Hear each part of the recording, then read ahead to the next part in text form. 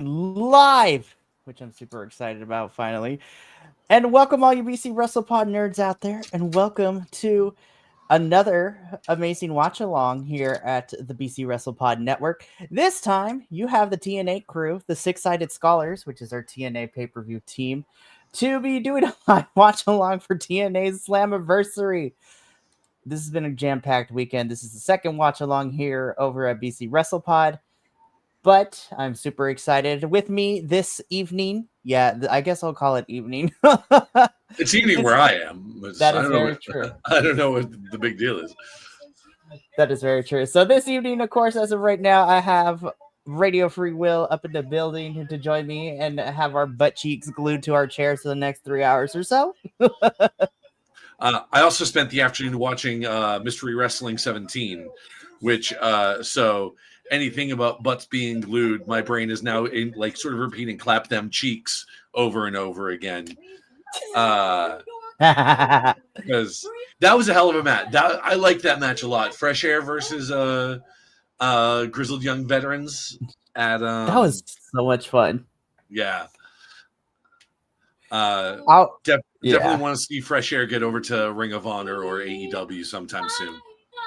Oh, absolutely. They would be great. There was a lot. Well, I mean, because I was part of the GCW watch along last night, it was very fun to see a bunch of the GCW folks be like, hey, we were in Coney Island last night, so we'll just fly on over to Mystery Wrestling. Yeah. So I was just like, awesome. I am psyched that they're doing that they're taking it on the road. I'm hoping, given the fact that they're on the east side they're more on the east towards the eastern Canada, fingers crossed for Boston. That would be a hell of a show to catch. Oh, absolutely. If they decide to bring it in over to the States, especially on the east, it would be fantastic. And of course, Mystery Wrestling 18 will be coming to us live in September during AEW All Out Toronto weekend, which is also very fun. So this is going to be fun. They did make a joke during Mystery Wrestling asking wait, are we counter-programming Slammiversary? Is Slammiversary tonight? And it's like, I think it is. I think we are. Fuck them. Oh my goodness. This Mystery Wrestling 17 was a lot of fun. And so I'm ready to go for the review this Thursday. So just to preview what's to come this week, I'm excited for that review this Thursday. And just to kind of preview, I don't know who's going to be there. It's going to be me holding it down.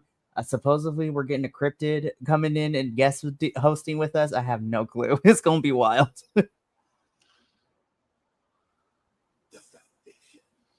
Oh, boy. No, that was a lot of fun. Mystery Wrestling 17 was a lot of fun. And now I got to switch to TNA mode. I'm like, I'm going to be holding my breath for a lot of these matches. I want to say USB arena, but it's not that. Yeah, it's the arena that plugs into your computer. I mean, yes.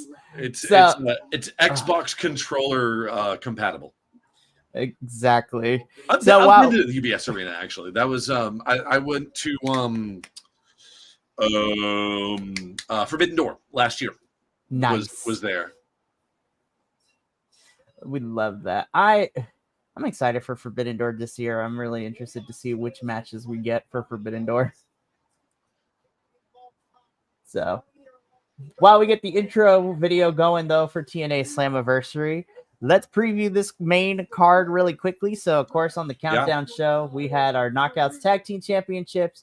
We had Team Fourth Rope versus Team TNA, and an unannounced match of the Hometown Man versus Eric Young. But on our main card, of course, we're getting Tessa Blanchard versus Indy Hartwell.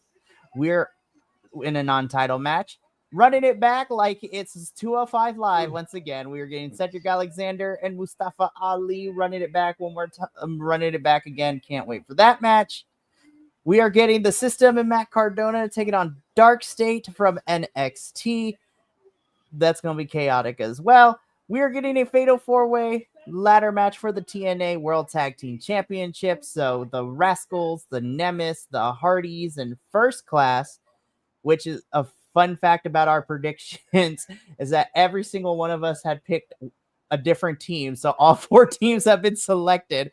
Only one person is walking out as the point bearer for this one, so it should be fun. We also have our X Division Championship on the line. Moose defending it against Leon Slater, rooting for Leon in this one, of course. In a title for title match for the TNA Knockouts and NXT Women's Championships. Masha Slamovich representing TNA, taking on JCJ, taking on NXT, representing NXT, rooting for Masha. And then probably what's main eventing the show, our triple threat for the TNA World Championship, Trick Williams versus Joe Hendry versus Mike Santana. I'm rooting for Mike, but who knows? Crazier things have happened. We're off to a wonderful start this evening because there's definitely a guy in the audience there, who looked like a guy that was, shall we say, looked more like me, holding up a sign that I thought was a bad word in Jamaican patois.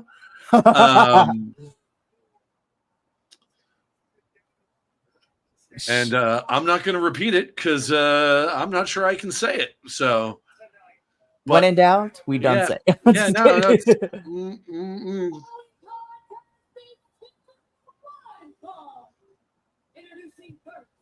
I appreciate we got the fans going too. This is also fair warning to everyone. Me on a watch along, there's a reason that I keep these 2 guys right next to my computer. Okay. Crow and Tom Servo are with me on this. I will be riffing on this. I will be making jokes. If that's not your jam, I apologize. It is largely a knee-jerk reaction at this point. Okay? It is all good. So we love wrestling. This is gonna have a good Mystery time. Science Championship Wrestling. All right. I mean, honestly, at this point, it can be. So we are going to be watching Slammiversary. Me and Will here have opinions about wrestling. We might be on the same page. We might disagree with each other sometimes, but we're gonna have a good time. The only thing I asked during this watch along, if you are watching with us in the comment section, in the words of Brian Zane, don't be a dick. Like it should be like what you like, and don't be a dick. He goes by the name of Prime. This is a message going out to all sentient life forms. I'm so excited. This should be a fun one. Cedric Prime Alexander.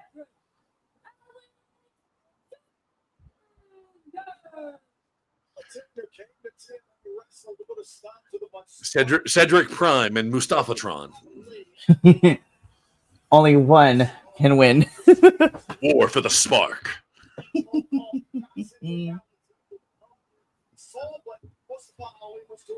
So roll out. During this watch along, we're gonna find out how far some of us are ahead, because every watch along we do, no matter the promotion. Oh yeah, somebody's always ahead, someone's always behind. So we'll find out.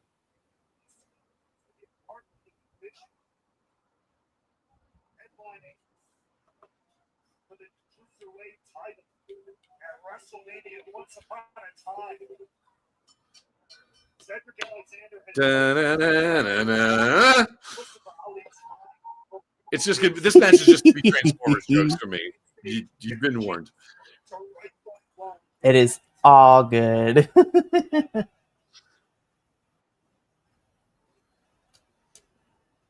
Okay, that is a strategic flip there. Strategic front spring. So I actually bought this on Triller because the yo ho ho and a bottle of rum links were not working super well for me, and I accidentally clicked the wrong one at first. I almost started watching it en français, which would have been, I thought, like, I was worried that I bought the wrong one. It's like, no, don't, but no, like, you get all 3 languages by buying the one. So shout out to Triller TV for having options. Yep. Yeah, because TNA has, I know they have, even though you can't really see it, they have their English commentary team, Spanish, and the French commentary team.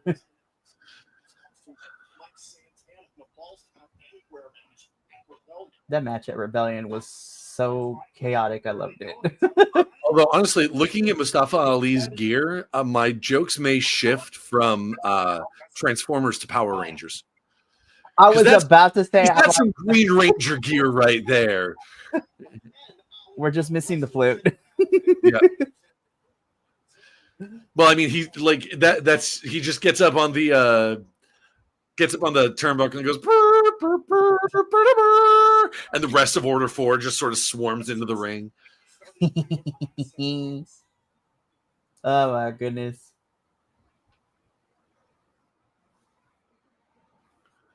So we got a little bit of standoff, and now we get in the chops. Do it again. Damn.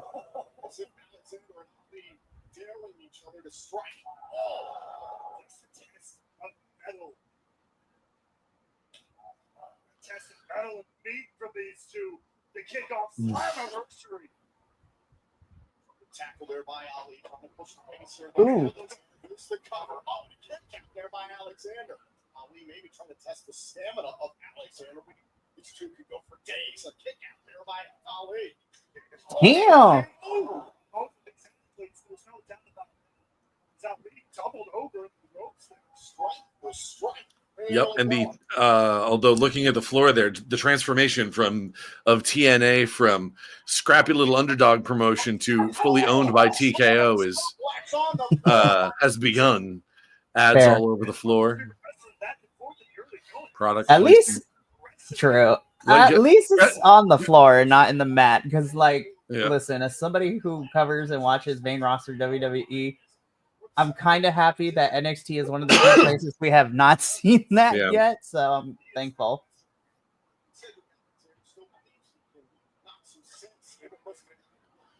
Oh my gosh. Not into the camera cable, you guys. We talked about this.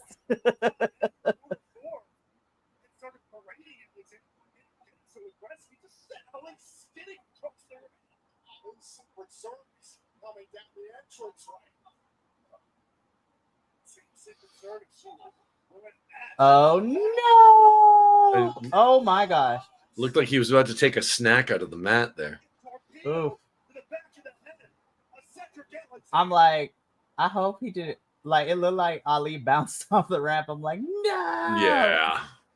That was brutal.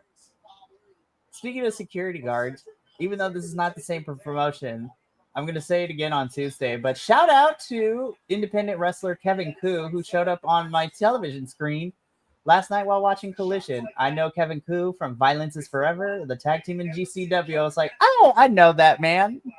Nice.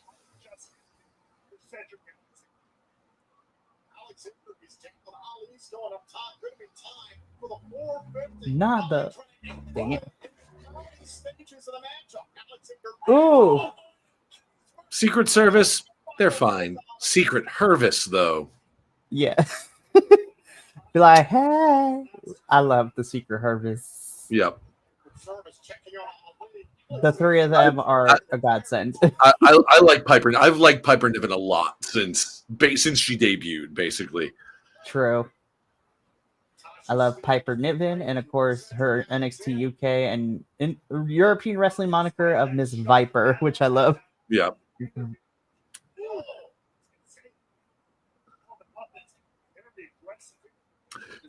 So, I think I might be a little bit ahead of you, so I'm going to wait for you to get to the spot that I just saw. It's okay. Oh, my God. So, something occurs to me. The number of times that I have seen people use and like really sell the Michinoku driver as a move. It's a great move. It's a fantastic move. But I can't help but feel bad for Taka Michinoku. Right. Because like everybody recognizes the Michinoku driver, but I feel like Taka is like a footnote in the particular era of wrestling that he was that he designed that move for. You know, Right. Alexander trying to get the match back inside the ring. It's like, and it's because like other people have used it as like it's sort of the cruiserweight equivalent to a power bomb. You know, it's like it's one of the bigger setup moves, but like it could end a match. Very true. In a cruiserweight kind of. That was an gnarly DDT. I'm about to see it in 5, 4.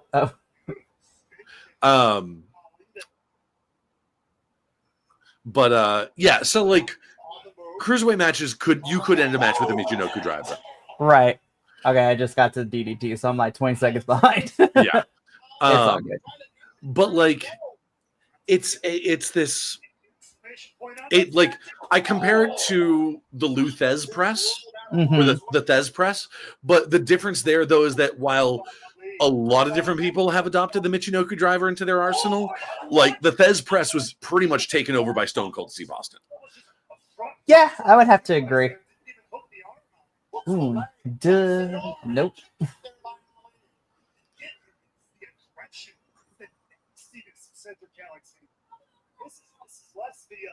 Respectful competitor I knew way back when. Cedric Alexander needs to go to this level. No, did you forget how to do it there, Ali? Oh no, you're good. You're good. You got it. He's gonna have to get nasty against Ali. Look out, maybe think a bump check there. Oh, down by the trans by Ali. Gotta be careful he doesn't get disqualified. Ali locking in a sharpshooter like he's building IKEA furniture. Is it this leg? This leg goes up? No, it's the other one. Hold no, and I'm supposed to step here. Like, okay, no, okay, I got it. Okay, yep, we're good. We got it in. We got it. We're like, we are golden.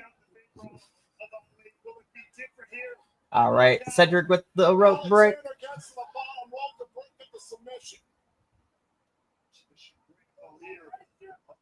I hate you.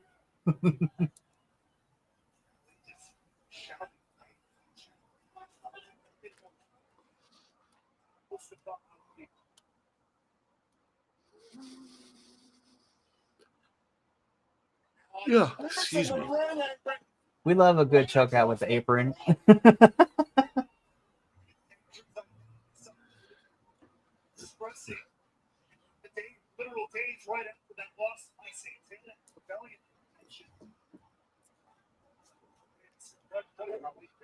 Cameraman. Oh, I see. I was like, why'd you move away?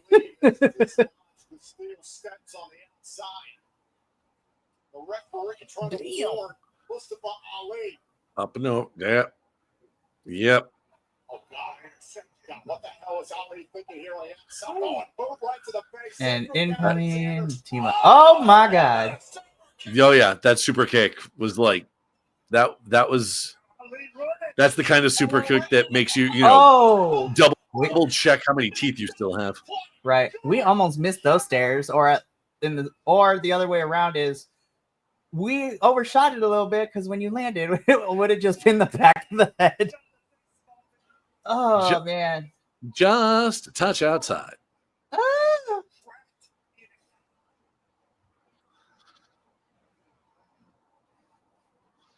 If he didn't have his lumbar checked earlier, it's absolutely obliterated now. Ali rolling out of the Yep. ring. Now just a couple of laps around the ring and Yep. Tasha is on the ring apron. I can't believe Ali's standing. Alexander's going after Ali. Get that cardio in. kick out.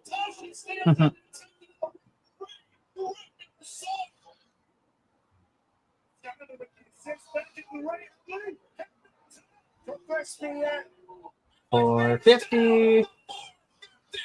Route 1, 2. Nope. We still going.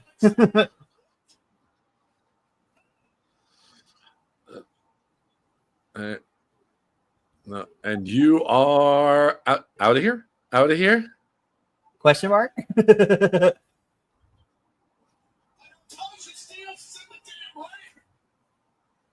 Ooh. We don't put our hands on the ref. What's wrong with you, Tasha?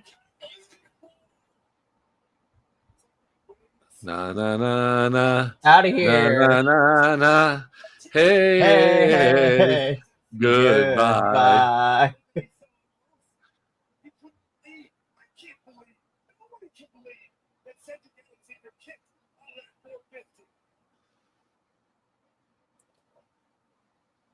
Think about the ploy that Tasha Steele's playing, trying to get Mustafa Ali into the right headspace once again. Oh. The cutter. Whoa! Oh no. He almost went over the turnbuckle there.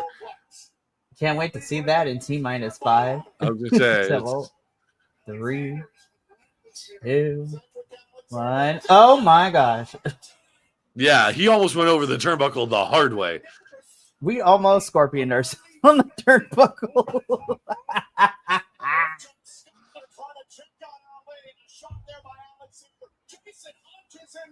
Ooh, that leg almost got caught. Ooh!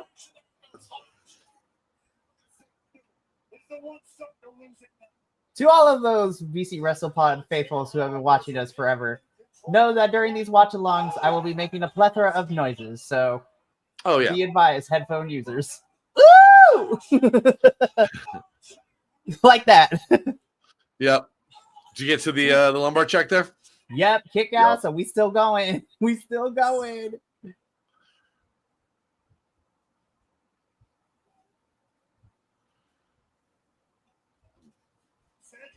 Lumbar.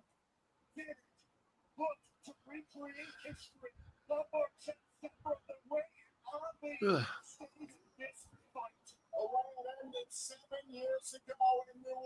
Damn, it's been that long. That's crazy. I remember seeing just anytime they talk about the history of TNA, how long they've been going. I remember when they launched, and like I had friends that were like, "Guys, seriously, it's the best thing going in wrestling. It's way better than WWE because of the 6-sided ring." Right. And what's so funny is, like, if you watch some of like the interviews with people that were there for the 6-sided ring, like AJ Styles or like Kurt Angle, they always say like we were so hyped for it, like when we were like, this is what sets us apart, this is what makes us different, this is so great, it's so good. And then like we switched to the 4-sided ring, and then we switched to the 4-sided ring, and then we were like, oh no, this is actually way easier on us. I know there was like the identity part was great, but it was also killer on our physical bodies. Oh my god. Damn, Tasha, you sold that shit great. Alrighty, and there we have it. Yeah. I think I lost that one. I had to go back to the Instagram and take a look at predictions. But yeah. But damn, Tasha sold that and flew after that lumbar. I was like, that was awesome. Oh, what makes me excited though is like, y'all know we getting a rematch. Run it back again. Oh yeah.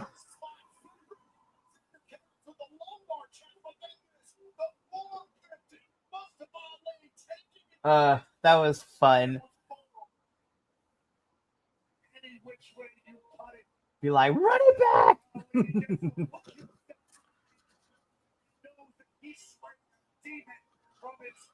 Although I can't help but notice earlier on when Cedric was coming out, he's spelling his nickname Pryme.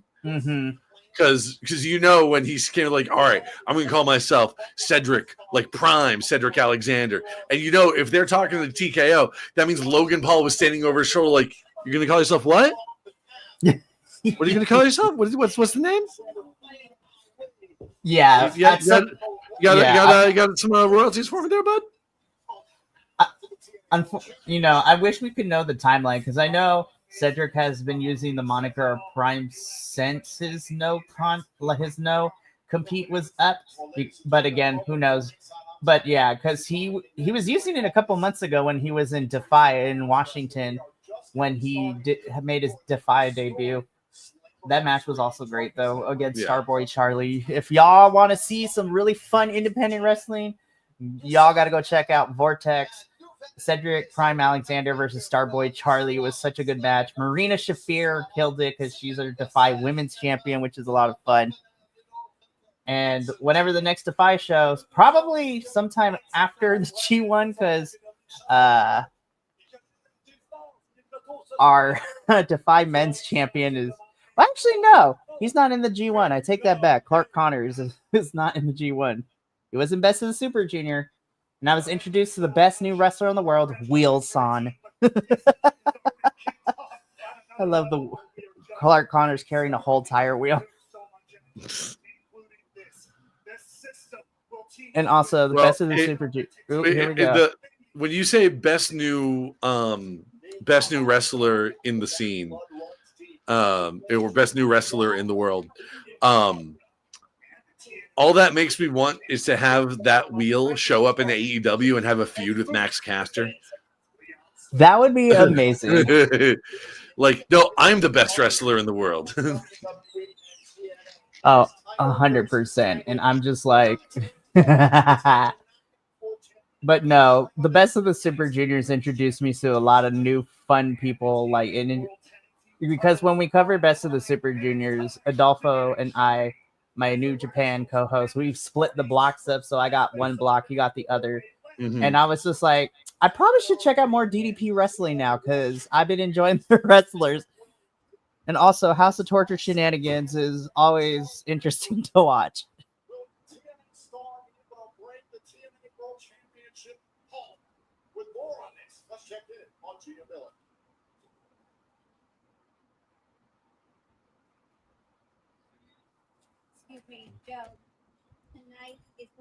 This gonna be a very interesting main event. Be like, I don't know how things are gonna go. What's your strategy heading into such a huge title? Say his name and he appears. Can you feel it in the air tonight? TNA Wrestling is in New York. And the entire world is watching Slammiversary because it all comes down to this: a triple threat for the TNA World Championship.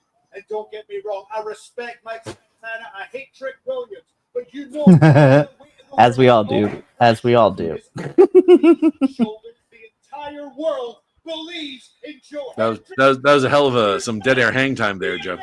World Champion. I was like, sir, you got like a couple seconds. Oh, I got to that part. Yeah. Anything else, Joe? Anything? No. No. Just gonna. The TNA World Championship. It's my boy. Yep. Come on, Leon. I need you to pull out a win tonight, my friend. TNA, please. Before I cannot claim credit for this joke, but Moose, the most Canadian name for the world's least Canadian man. Right. Chasing a record of his own, looking to become someday soon the longest reigning. No, he will not be giving Moose the longest reign because that is not what I need tonight. Oh my goodness. Up against TNA's System and Matt Cardona of Long Island, New York. This match is right now. Hi, Matt. This is the second day in a row that I've seen you. Oh, man. All right. While we get entrances, I got to go make a quick pit stop to the Porcelain Throne. I'm going to be right back. Have fun. I'll try.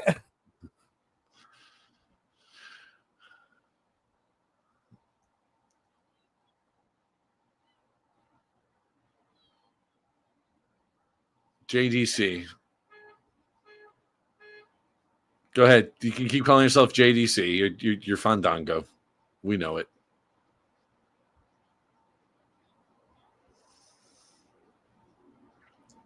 We're just waiting for Tyler Breeze to get in here so you can do the Fashion Police again.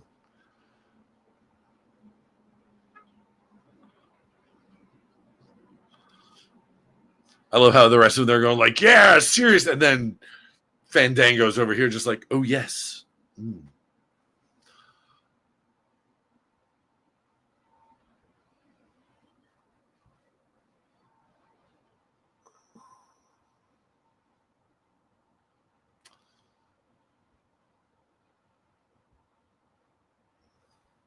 Woo, woo, woo, indeed.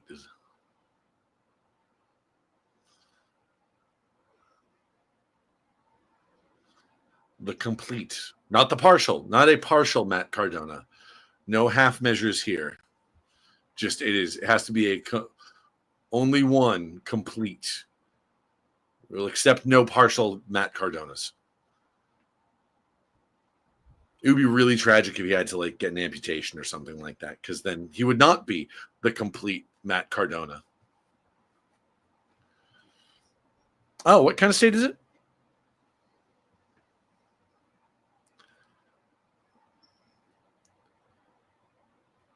Sierra, Hotel, Indigo, Echo.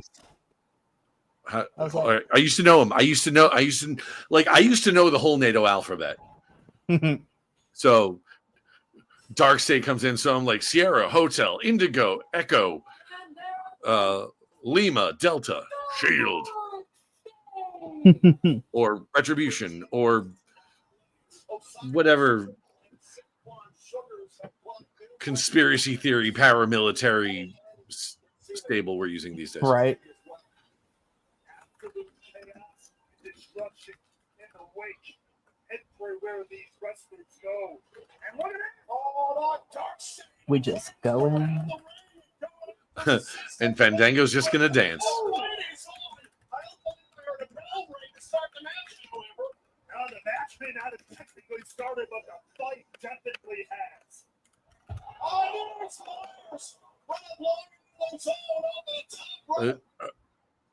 JDC gonna.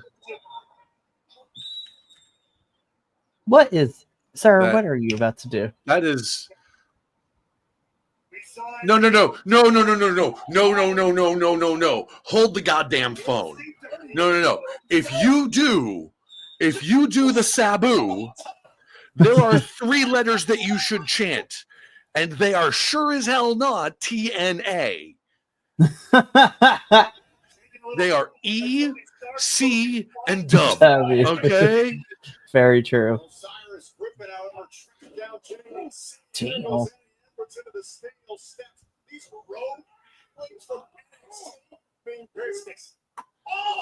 Bro, that pop from my ears, like, what the heck?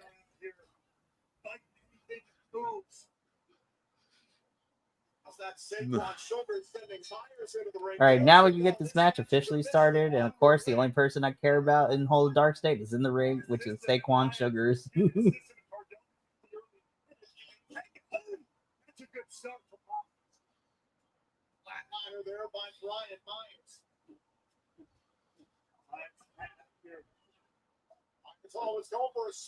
It is kind of weird watching this after having watched Mystery Wrestling.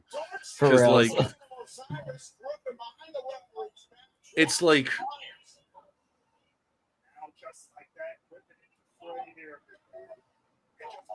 I don't know. I like, especially after some videos that I made recently on TikTok. I'm trying not to be critical. I'm trying not to be negative. Like, I don't want to be, But like, I know what I like. I have seen what I like, and it's like I would like to see more of what I like. Very fair. And like,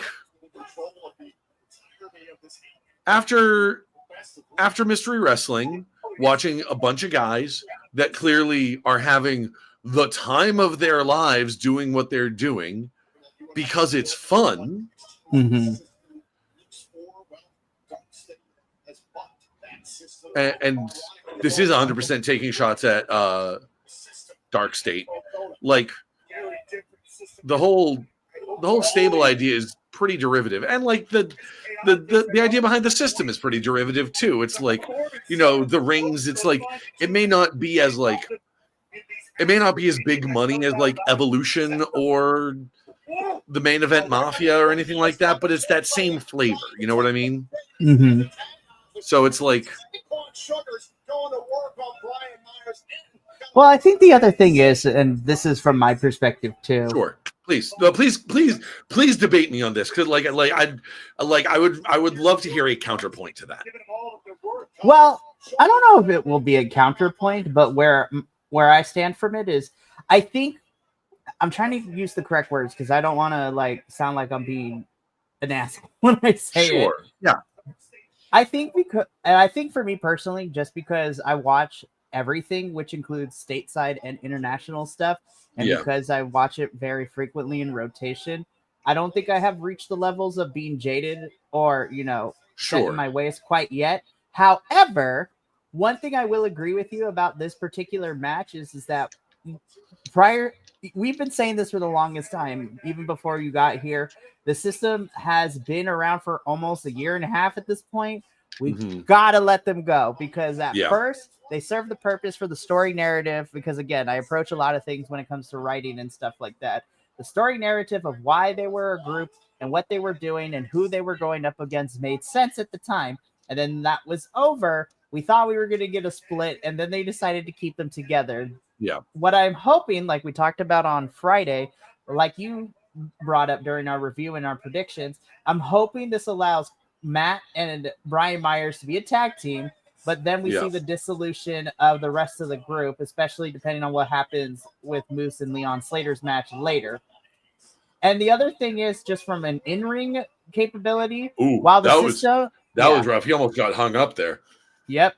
While the system is not necessarily like the most flashy group, all of them, and I include Johnny Dango Curtis in this too, because even though he was a gimmick when he was in WWE in the Fed, right, they all have years of experience, and they're going up against Dark State, where I think outside of Saquon Sugars, who has at least a couple of years of wrestling under his belt, everyone else is part of the NXT like system and has transferred into wrestling from other big athletics, and most of them haven't even been wrestling for like a year or two at this point.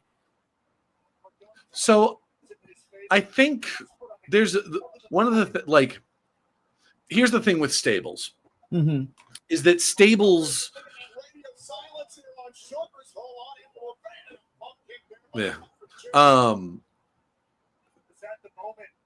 stables almost never work.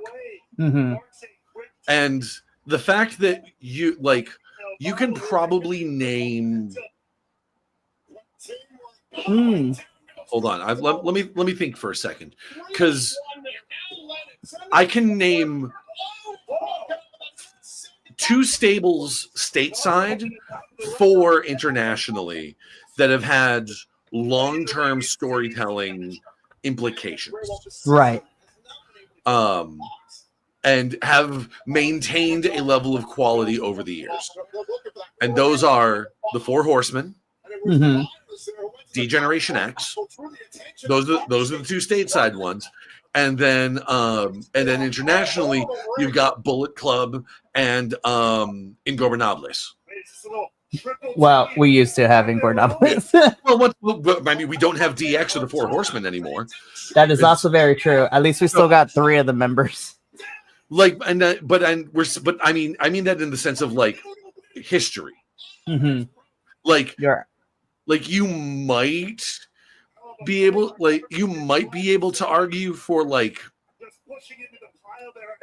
the only one that I can think of that you might be able to argue for is like Taker's stable during the Attitude Era, right? The Ministry of Darkness, right? And even then, that gets a big maybe because that got turned into the corporate ministry, and then it was just a clusterfuck, right?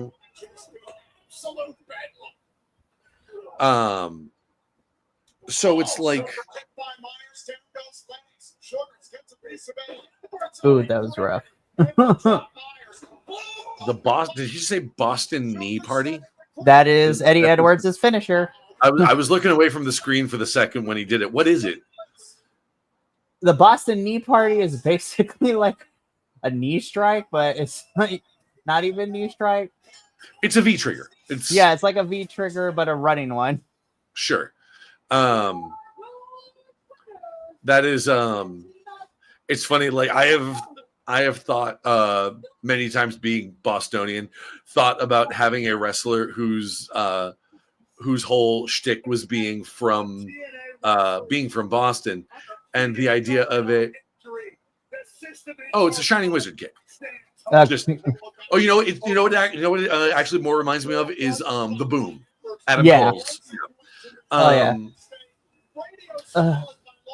That still hurt. Yeah, but no, the idea of having a Bostonian, like their whole gimmick was being from Boston, and the name of a finishing move that I've always wanted to give them was it's called the Starro Drive Special, which would just be it's basically a clothesline from hell. Mm-hmm. The reason for that is in here in Boston, there is a street, Starro Drive, that has signs everywhere saying cars only, no trucks, cars only, no trucks, cars only, no trucks, low clearance, you know. Mm-hmm. And every September, every late August and early September, when you have college kids coming to move in, they try to take their U-Haul on Starro Drive and end up taking the top off of it. Oh, okay. So we are getting a switch up. So Myron is taking Trey's place in this ladder match. Okay. Oh, sorry. I'm watching the injury report. Yeah. Casey. I was just like, if you tell me Casey is out, I'm gonna cry. But he's cleared, so we're good.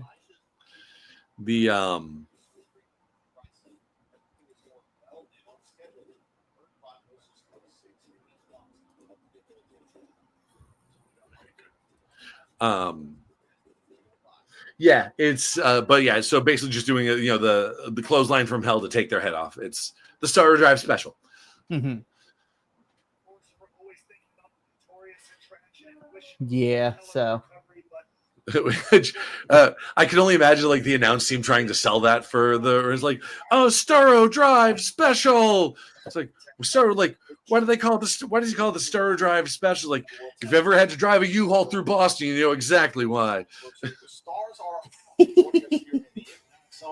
Oh boy, let's see which people they're going to scrunch up. Lots of eyes here on Slammiversary tonight. Von Dutch. That is really Tim Malcolm. kind of overselling the definition of celebrity here, aren't we? Right. I was just like, I'm gonna be so for real. I don't watch reality TV like that, but if on my rankings of things, I will take 90 Day Fiance over Love Island any day. So I was just like, the only Von Dutch I care about is if it belongs to Charlie XCX. Well, there's so much more to get to. So from here, Tom, Matt, hand it back to you. All right, what we got next? No. Oh, there it is. Where'd my remote go?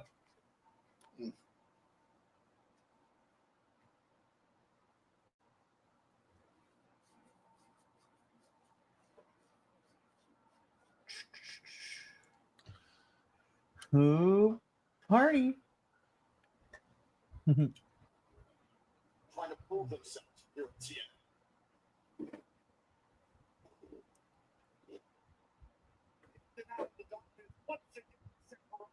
All right, so it seems that we are getting this match next.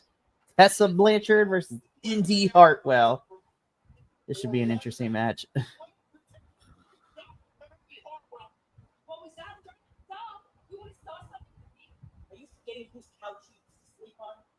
Are you forgetting who got you your first opportunity here in the United States? You didn't climb this ladder to get here.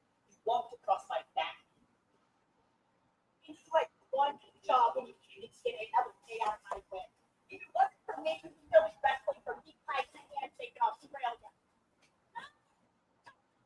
It's gonna be you and me at Slammiversary. You can copy the look, you can study the moves, but there's one thing that's for certain. Everything that So while we're getting this video package, to kind of wrap up our last conversation, Yeah. I feel like the only places that do factions very well, and I still think they're doing it very well, despite me having questions about House of Torture kind of running roughshod in New Japan right now. But New Japan has always been very good with factions. Yeah. But I also think CMLL down in Mexico does it very, very well. But with CMLL, what I appreciate more is that we don't really see more than like 3 wrestlers in a faction. So we get mostly trios in CMLL. Sure. I think there's only one kind of like team in CMLL that has like 4 or 5 members, but it makes sense for what we're doing. Right. But there's also, there's a lot of trios groups in CMLL, which we love. Yep. Also, in CMLL, the only time you can see a team called Sky Team taking on full wrestling pirates in the shirts and everything. It is amazing. A Galeón del Fantasma. I'm going to highlight this comment really quick. Rizbo, thank you for tuning in. What do you think AJ will do on the show? Your guess is as good as mine. Something tells me he's going to get involved in one of these matches. My money is probably on the main event. I'm not even going front. It's I'm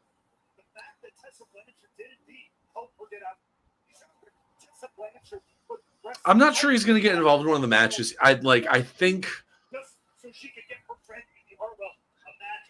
it's probably I think it's probably going to be a promo. Probably.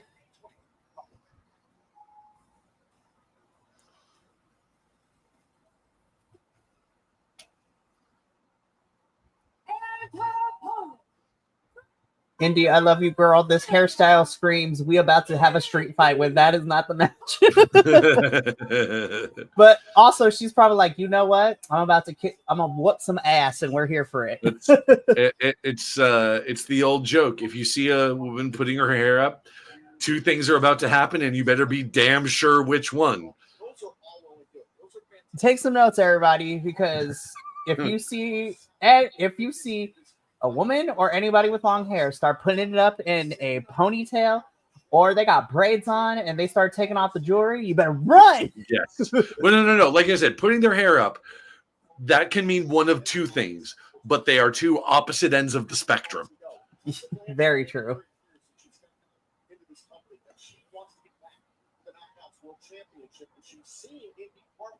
Building momentum. It's unbeaten in singles competition thus far. I think Tessa Blanchard sees someone on the rise, wants to take down Indy Hartwell. I mean, look, if she wants to take down Indy Hartwell, I'm starting to clock until I hear New York chant she's a racist.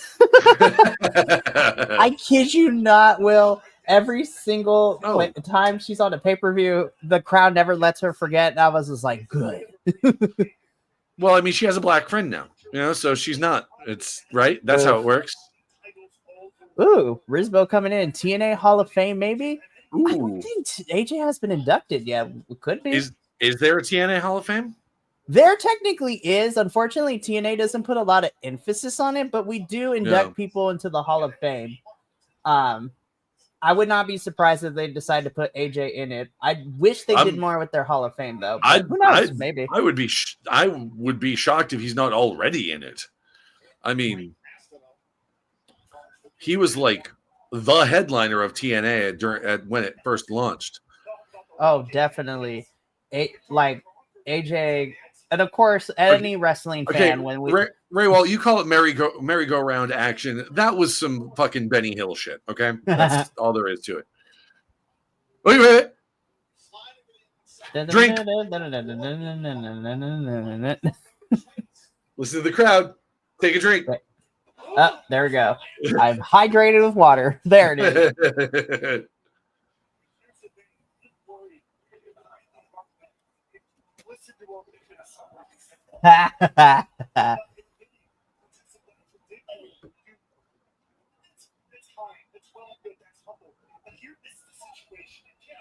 Oh my goodness.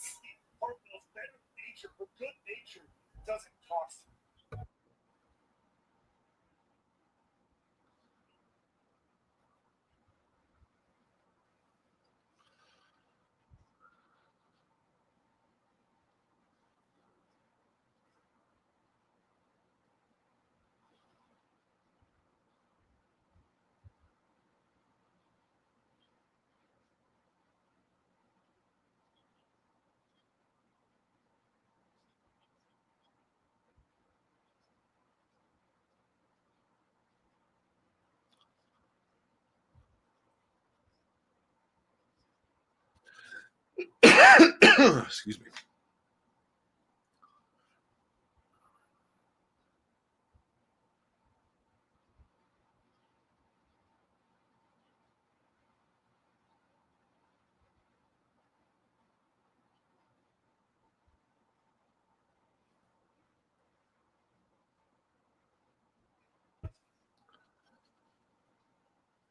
Oh boy. Oh, Professor coming in with the stuff. There are only 16 members of the TNA Hall of Fame. Cool list, actually. There's Oh. only 16 people. That's crazy. Hold on. I'm going to look this up now. Research.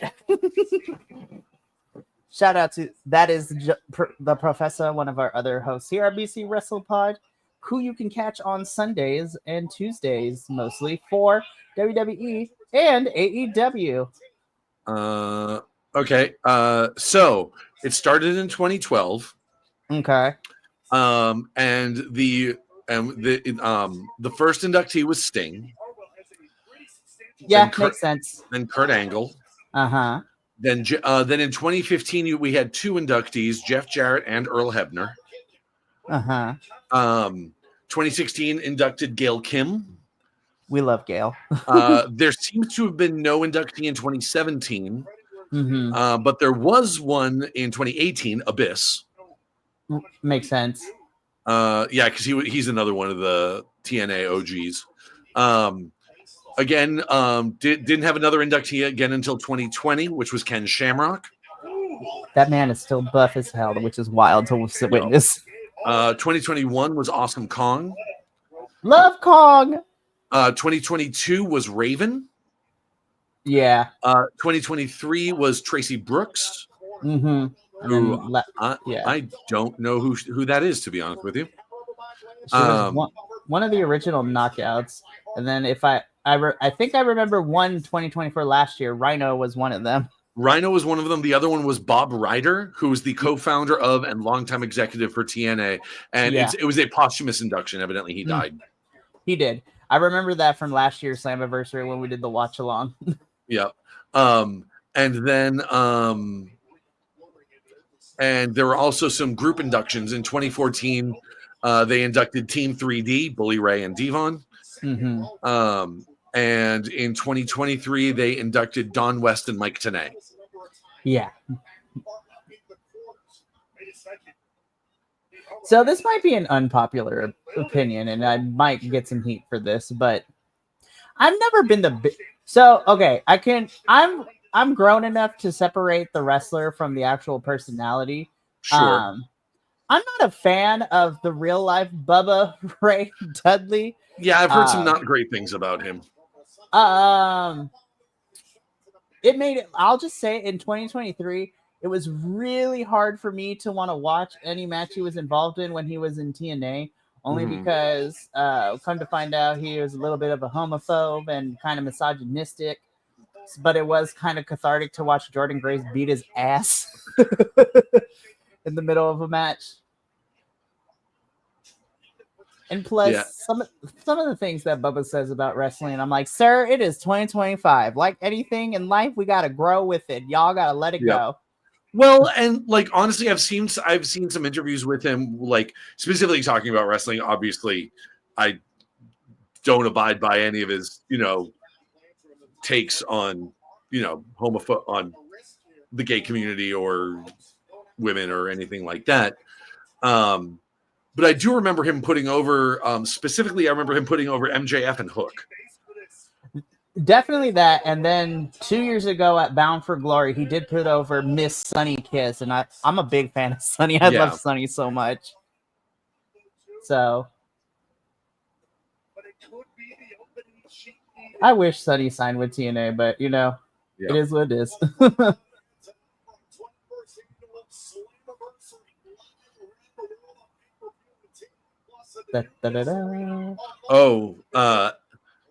Did I see correctly? Just when we were talking about factions a minute ago, we now have, I believe we're getting a spooky women's faction in AEW. Hey, you know what? I love Julia. I love Sky. And then Sky Blue and Tekla. Tekla is fucking great. I don't think I've hated a single match of her. Like I've seen nothing bad about her in the ring. Oh no. I love Tekla. I've been following, I mean, because we cover Stardom too, so Yeah. she's great in Stardom, but I've been enjoying her. And again, because she has that Stardom training in her too, it's been really nice to watch her and Queen go at it and let Queen work more snug, like, Yeah. because Queen can also work very snug. Her and her girlfriend are very nice people, by the way. Yeah. They're lovely individuals. Yeah, her partner's Lady Frost, right? No, actually. Oh. At least when we got to meet Queen, it wasn't at the time. Queen Aminata, right? Yes. Okay.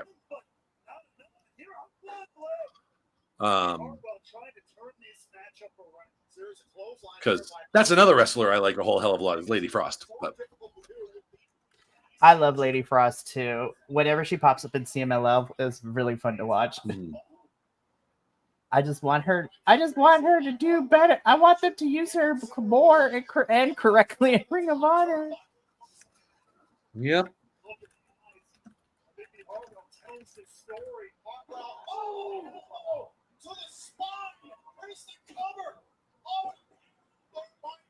And again, I love AEW product, and I also watch Ring of Honor. I like Supercard of Honor was a lot of fun this past weekend.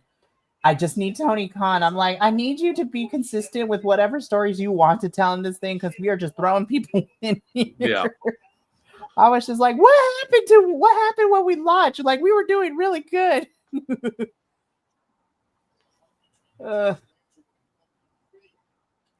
Yeah, that didn't work, Tessa. Girl, what are we doing?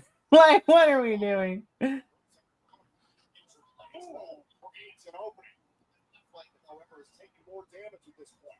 Oh, now look at this. Tessa Blanchard going for a submission.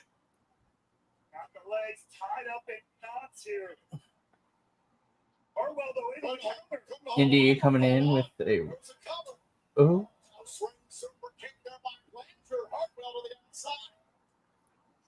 Now Blanchard kicking Steve here. Oh. Look, I'm not the biggest fan of Tessa, but I also don't want people to get hurt. I thought she hit her face in the campus coming down. I'm like, oh God, no.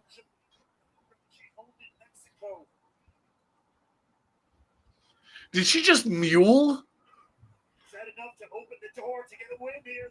I'm gonna probably see that in like 20 seconds or so.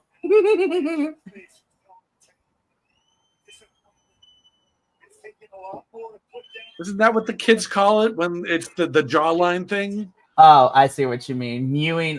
God, no. What in the middle school is this?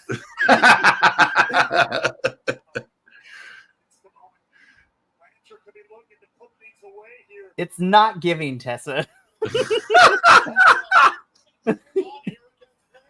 Listen, Will, you know what I do for a living, so I'm just like Yep. Yep,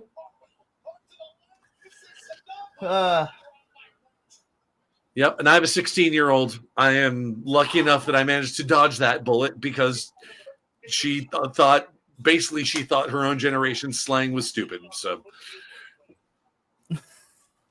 good on your child. You raised them right.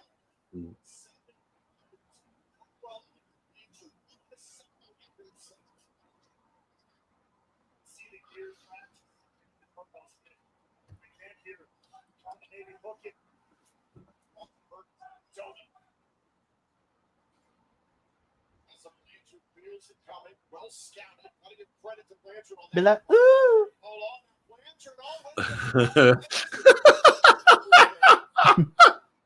Sorry, just the look on Tessa's face after the Tiger Driver. Oh, that did not.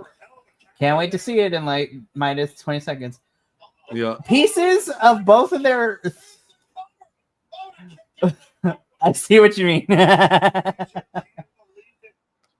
She looks like one of those cookie cutter sharks. You know, like oh my William. Also, as this match goes longer, both of them are losing like studs and things Yeah. off of their gear, which is so much fun to watch too. I'm not even going front. It's like, how hard are we going, ladies? Oh. Indie girl. Indie. Oh. Indy, do you actually call your finishing move the Hertz Donut? That would be amazing. I'm looking at your face.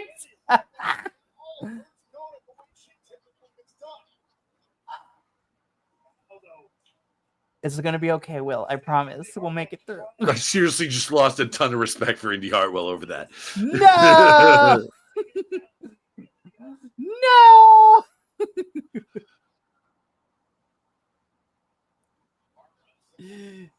Like, all right, guys. Well, this was great. Will, Yeah, that's nice having you. That's fantastic. Yeah, thanks for having me. Peace out, everybody. Be like, we'll talk to you later. For AEW Mystery Wrestling, you know. I'm just kidding, Will.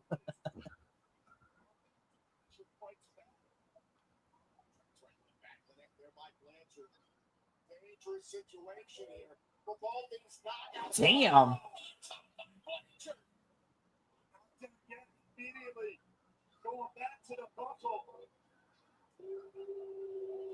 Well, I think we're finally pulling a curtain. I think this is it. Was that the Magnum? Damn. Oh, no, never mind. We still going. Damn. So the It's just bedazzled all over the ring.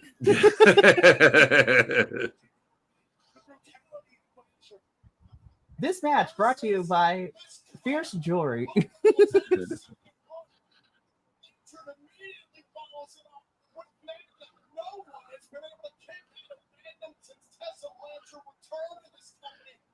and I want the next match to be the Hardys, the one like so that we can start getting like the paint all over the ring too. Right. Well, if I'm correct, I think all that's left now are the championship matches. Because we got all the non-title matches out of the way. Okay. Indy. Damn. Please come up.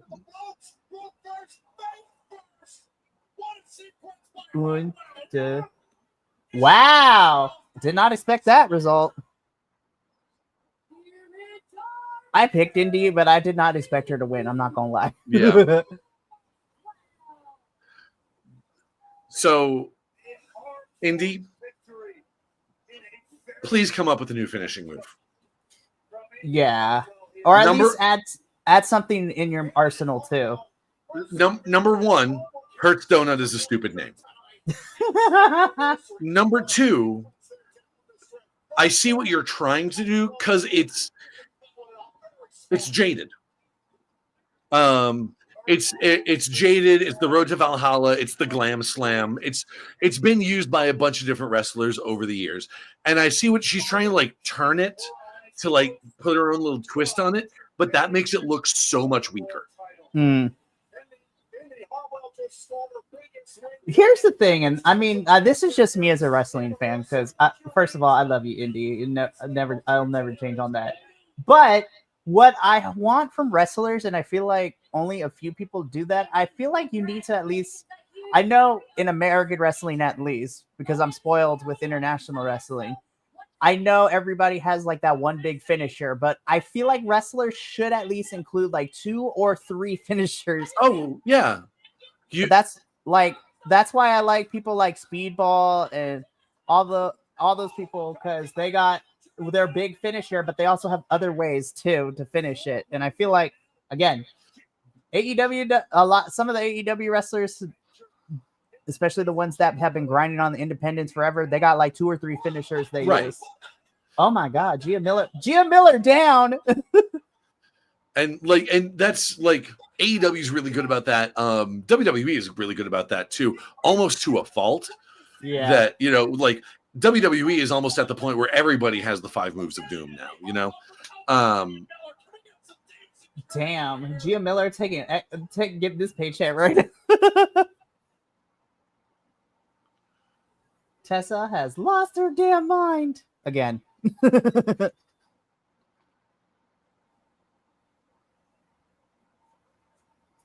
What did Gia ever do to you, Tessa?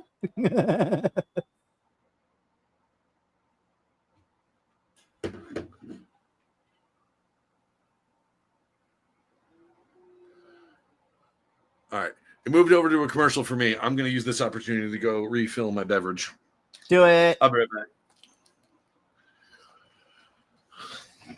So, yeah, for those of you who are watching at home or trying to catch up, after the match, Gia Miller, our lovely TNA interviewee, decided to interview Indy Hartwell after the match. Tessa jumped Indy and then started attacking Gia. And then her and Victoria Crawford started brawling with Gia Miller and Indy Hartwell. So, interested to see how that goes.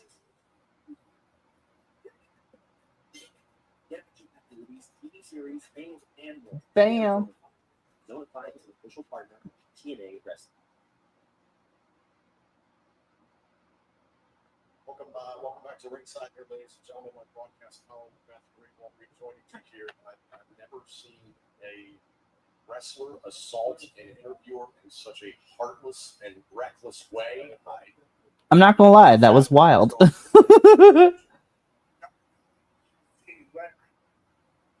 don't even know what to say. Our broadcast colleague, Tessa Blanchard, our broadcast colleague, Gia Miller, means the world to us. And to see this happen here at this incredibly important event for all of us here at TNA Wrestling, it's beyond disgraceful. I understand our cameras have been dispatched backstage. I understand our director of authority, Santino Morella, is aware of what's just happened. Get those cameras backstage, please. Ooh, Santino.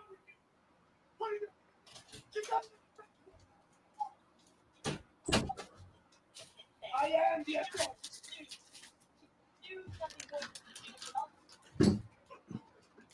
Not good. Okay? Let's put it in consequences for what I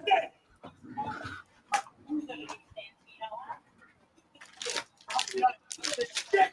Oh, wow. The lion, the witch, and the audacity of this bitch.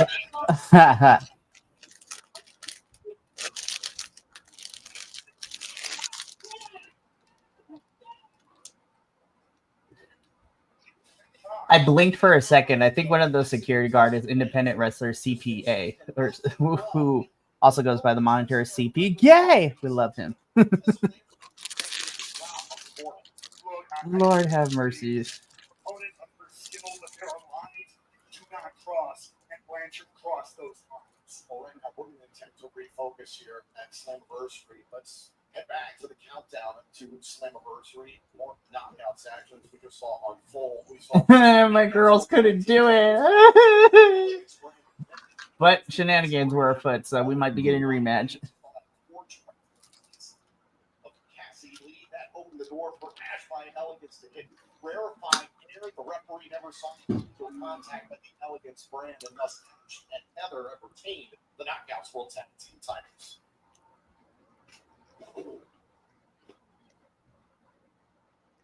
Rolling. All right, here we go. First one, we gotta go. All right, here we go. In 3, 2.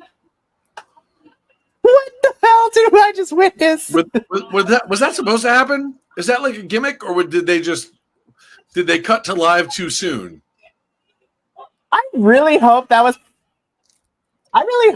part of the gimmick, because the Elegance brand are kind of like that, but if not, play it off. Please, like either way, I was like, what did I just watch? I never see anything from TNA on Botchamania. I have a feeling that's going to change this week. We will find out later.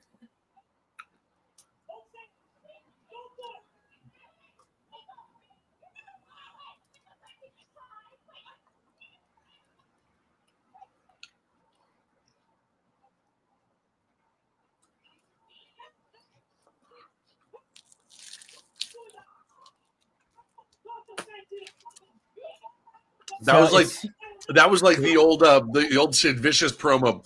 You got it? No, can we take that again? No, we're live, pal. Also, big potential implications for Oh God, please don't However, tell me right this match is now, next. it is time to make some Oh shit, it is. Oh my God. Okay, I won't tell you. Knockouts World Championship and the NXT Women's Lord have mercy. Ooh. This is the first big one. I'm either going to yell or I'm going to cry. I'm gonna be holding my breath for this one. For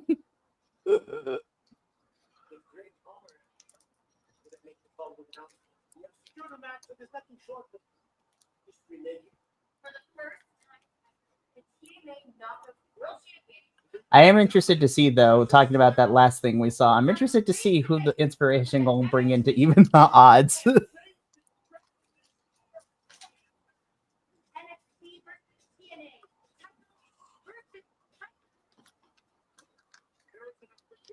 Sasha Slamovich or JC James will walk out with 2 championships. We've already seen NXT strike once. Could they strike again? Jane has wanted gold for quite some time. She went one-on-one with Jane now. Continue to do things that no one thought I could. I'm going to do things that no one else has ever done before. I'll be damned if I come to my city and let this championship be taken by an outsider. Be the one walking out of New York with both championships. What we do with Obviously, metaphorically speaking, Will, I'm gonna need you to hold my hand in this match. Yeah. Here's the thing.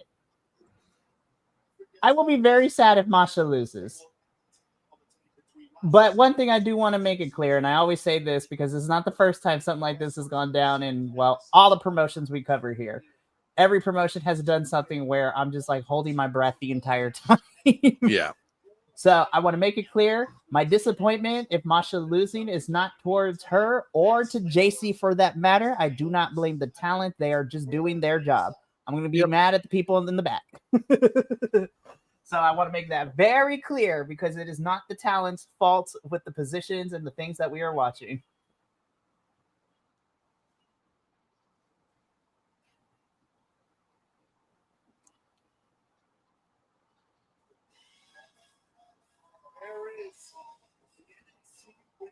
The one thing I will say is that I love JC to death. I wish NXT would stop putting her in factions because we have yet to see her go out on her own.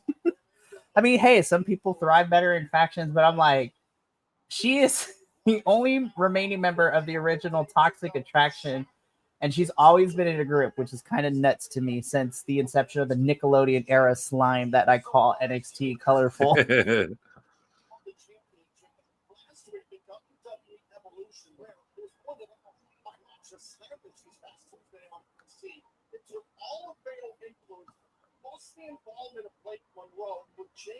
I need the TNA girls to come to Masha's defense. I needed them to even it out because it's 3-on-1. If Lee and Zaya don't come out with Masha, it's gonna make me go nuts. Even the odd ladies, we cannot have another title go to NXT. Sidebar, Masha Slamovich had a great showing yesterday at GCW, defending her Jersey Championship Wrestling title against Gringo Loco. It was a really fun match. Nice. When Masha Slamovich was young, her family immigrated from Russia to right here in New York City. Makes her home in Brooklyn, New York, was trained by the Hall of Fame wrestler and trainer Johnny Rodz, who we saw earlier on tonight on the countdown to Slammiversary. And Masha Slamovich paying homage to Johnny Rodz, who is at ringside.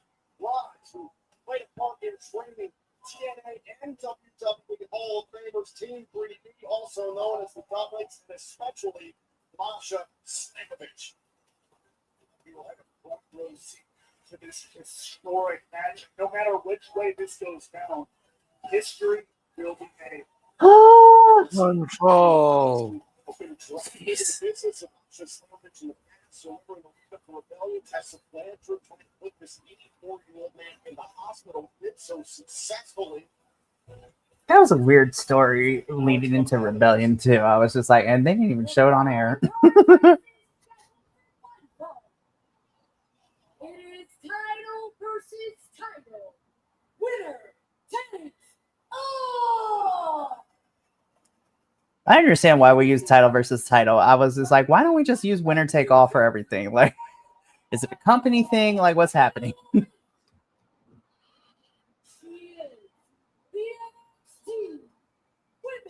Well, it's for the same reason that Masha didn't come out with, hasn't come out with her GCW title over the last few weeks. Which is very true, and she's not going to. But Right. I will say it's been really fun watching her coming out with both her TNA and her JCW championship, which has been a lot of fun. But of course, that's GCW on the independents. Though in a couple weeks, when GCW goes to Japan, I'm excited for Masha and one of my other favorites, Miyu Yamashita, taking on the tag team champs of GCW.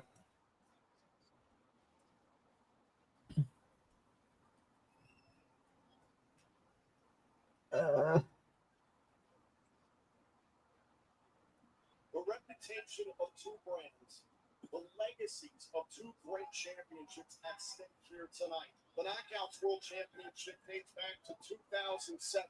Has been held by the likes of TNA Hall of Famers Gail Kim and Awesome Kong, plus Tara, ODB, Angelina Love, Madison Rain, Mickey James, Taya Malcolm, Tiana Peraza, and Jordan Grace. Meanwhile, the NXT Women's Championship, first introduced 12 years ago, held by greats such as Paige, Charlotte Flair, Sasha Banks, Bayley, Asuka, Shayna Baszler. We got a peek at earlier on tonight, her past involvement with Invicta FC, plus Io Sky, Roxanne Perez, Stephanie Buckner, and Rhea Ripley. Those legacies have been put on the tape. They pretty much nails the big names to hold that NXT Women's Championship for sure. Mm-hmm. Rising to meet these athletes as they lock forwards in this historic matchup. Slammiversary this past Tuesday night on NXT. And JC Jane in a tag team matchup. It was back in March. These two went one-on-one on TNA Impact. At the time, JC Jane was not champion. It was a non-title match at that event. Slammiversary defeated Jane. Heading into this matchup. Damn, JC. As a contest, wake up Slammiversary. Oh my God! Based on history and stats alone, Slammiversary. Come on, Masha. JC Jane ever since There you go. Championship has upped her game. There's no doubt about it. Completely agree with that. Right now, Slammiversary trying to show what she's all about. 267 days. All right, Masha going for the ropes. Ooh, smart. I like when wrestlers are allowed to be smart. I'm dead serious because I was just like, you see nobody there. Why are we still going for it?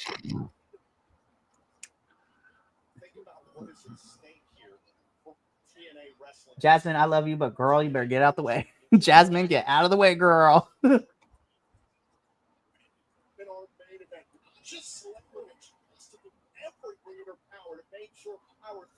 World Championship or Knockouts World Championship doesn't fall into NXT hands. Fallon, don't roll an ankle, girl. Slammiversary just went face first into the spin post. Oh, that was too close to the stairs for comfort. That is exactly how fatal it is.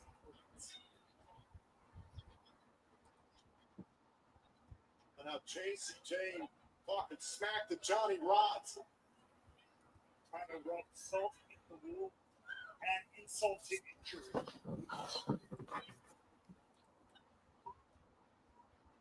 Jane sending Slammiversary back inside the ring. Oh! Got a senton. To win the championship with a double champion and a kick out. Worst case scenario, two NXT stars walking the Slammiversary with a world championships right long. Tony would want to think about it. one match, one moment at a time. That's all we can worry about. And right now, like it or not, JC Jane is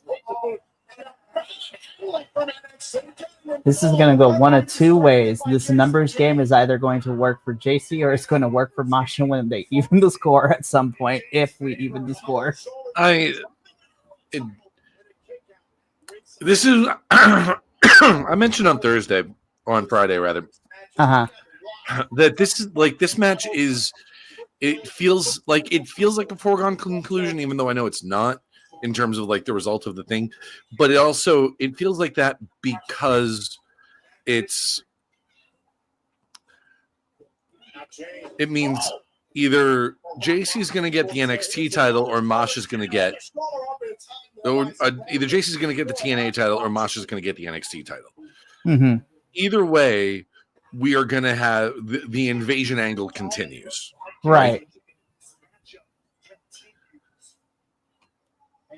So, because I'm again, as somebody who covers NXT and reviews NXT on a weekly basis, I'm looking at, the TNA Knockouts championship aside going to the winner. Mm-hmm. Like in NXT, somebody's going to be double champ by the end of this. And I'm just looking at who JC's involved in the program with, which, crazy enough, has just been Masha this last week or so. Because before this, it was JC versus Jordan. And that's what led up to their Evolution match. And then, of course, JC retained because we had a very quick heel turn from Miss Blake Monroe. that nobody saw coming, even a little bit. Well, we did too. I just didn't think we were going to pull it so soon. I'm like, girl, she's barely been here a month. Like, what's happening? But I digress. So Jordan and Blake are going to feud for a little bit. Honestly, though, I am excited for that one. That should be fun. Sure. But if JC remains NXT Women's Champion, I'm literally looking at the women's roster and nobody else has been prompted to NXT, at least in the division, to take on JC. So, I mean, the only other people, because they were part of the 6-woman tag with Masha, but then they got their own issues because Sol Ruka and Zarya are kind of feuding with Tatum Paxley and Izzy Dame right now. Mm-hmm. By the way, we have talked about it at nauseum on NXT. I wish NXT would change Izzy and Tatum and Sean Spears' faction name. I was just like, because it's giving Nazi Germany. What's the name of their faction? The Calling. Oh, that's what we said. I was like, nope. Ooh. I was like, wait. Calling with an A or culling with a U? With the U. Sorry, my English is not the best. That's. I'm like, oops. In the immortal words of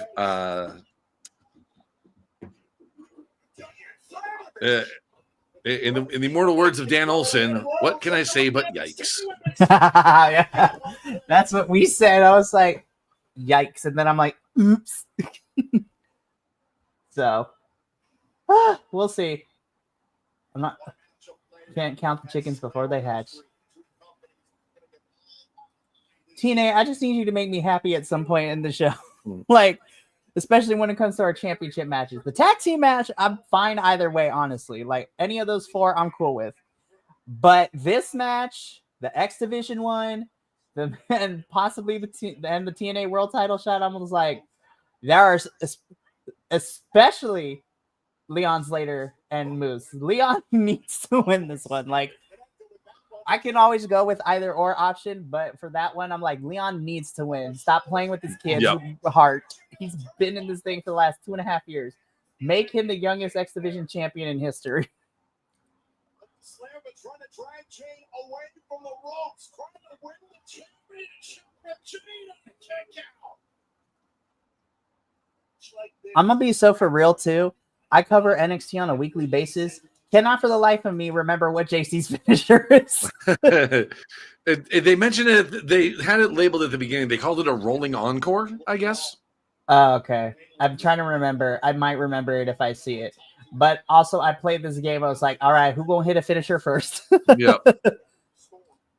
And Masha, you got 2 of them. So which one are you gonna use, girl? Because because she has the submission move, which I really enjoy, and then of course she has the snowplow too.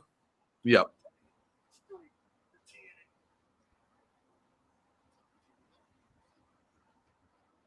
Slammiversary thinking about a superplex off of the top turnbuckle. Jane, however, pulling on with everything. JC girl. Oh, okay. I was like, But Slammiversary holds on this time. Off the sunset flip, Slammiversary. Oh, dragged down into the top turnbuckle there. You saw the way Jane told me off. Great counter there. JC can't take that away. Oh, that kick, striking ability. Big kick right to the head there by JC James. Slammiversary is rocked.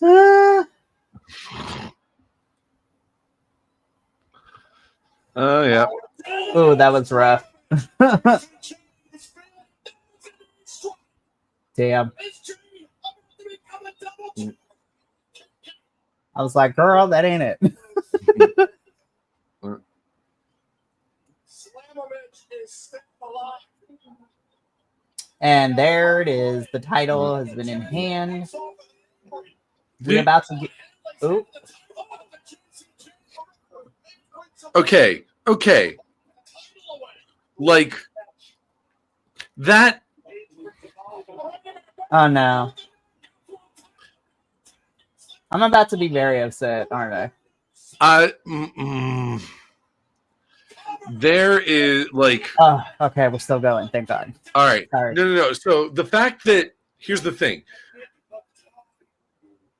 The fact that the title belt was lying right there, I was gonna say it was still in the ring. still in the ring, still sitting right next to Masha.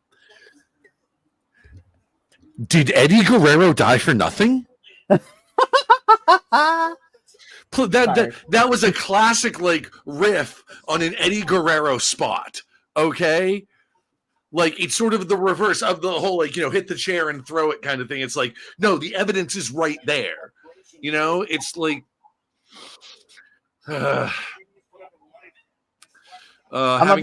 having opinions sucks sometimes, Hey, but you know what? You need somebody that counterbalances that. So I get where you're coming from. I do. Yeah. And I don't disagree with you too. I'm just like, again, I look at it from like a weird like story perspective. I was just like, you don't have the evidence of the murder weapon right there. Like, what is happening? Yeah. It's like there is a smoking gun right there, and you're just like, oh well, may as well count it. Okay, we're evening the odds. Here comes Messiah, and we got Liang Li. So this is gonna brawl into the back, and it's gonna go one of two ways. Masha either winning or JC gonna find a way to still do it. Oh no, I don't like where this is going. Oh, that's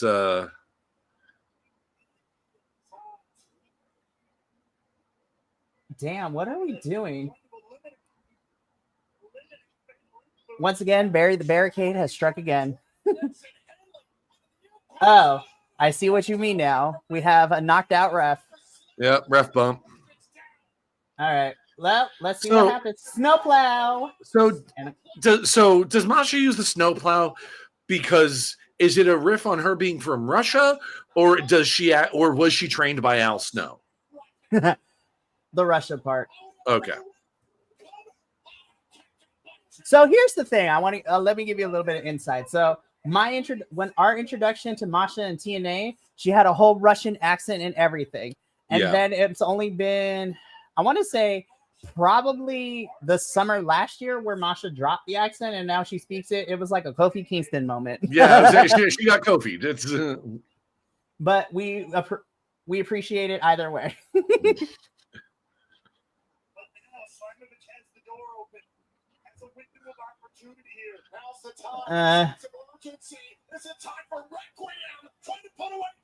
Oh, that's the rolling. She's about to have the rolling encore for you. Okay. Which? Nope. Oh no! Here we go. No. Well, that was it. JC, we take a long time, girl. Damn.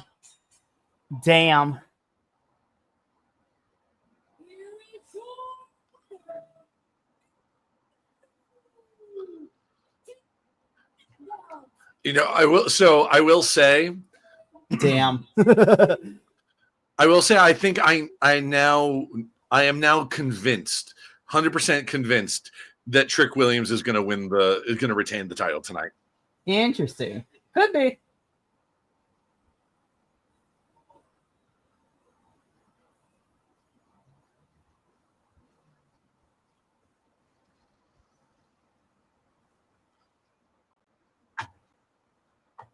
Worst time in history repeats itself. That is wild. And if the rolling on, it's a discus forearm. Yeah. I hate this universe that we live in. But again, I'm not upset at JC or at Masha for this one. I'm mad at the people in the back. So that actually convinces me that Trick is going to retain the title tonight, and it actually gives me more confidence that First Class is going to win the tag champs. Could be. Because Trick is going to get involved. Oh, yep. Trick is going to get involved and basically solidify.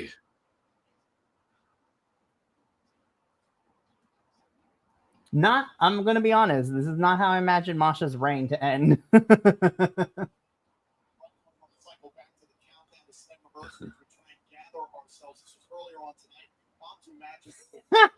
We rented a truck. That's what happened.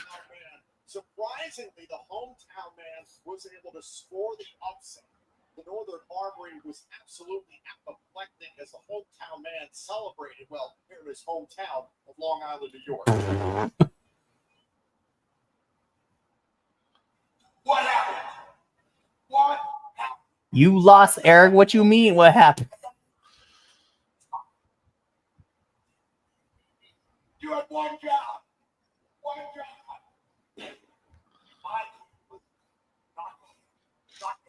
I would just get lost if I were you there, bud. Like we talked about on Friday, I'm hoping now this leads to Sinner Instinct drifting away from Eric. Someone has a sign behind the announcer saying, JC Jane, you don't go here. He doesn't even go here. Huh.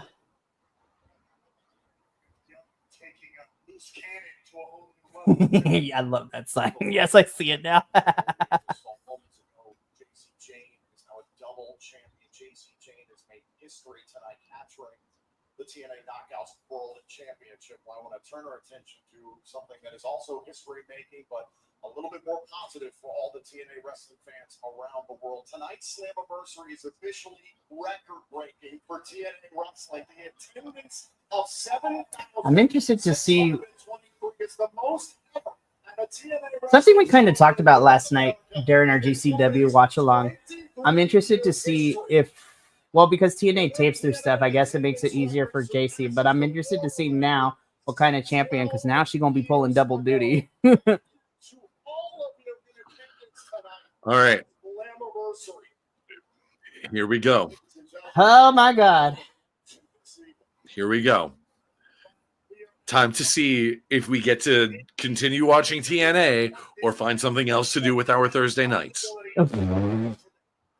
We say that, but I'm probably going to end up still watching it anyways because I'm a masochist. I'm just kidding. You got to make me happy tonight, TNA. Somebody got to do it.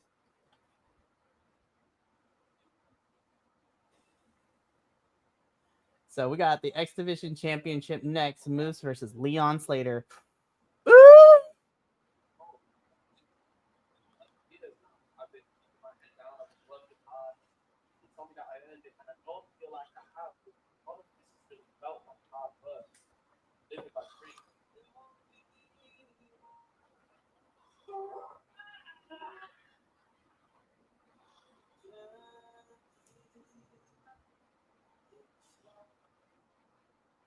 The 20-year-old record breaker and moment maker.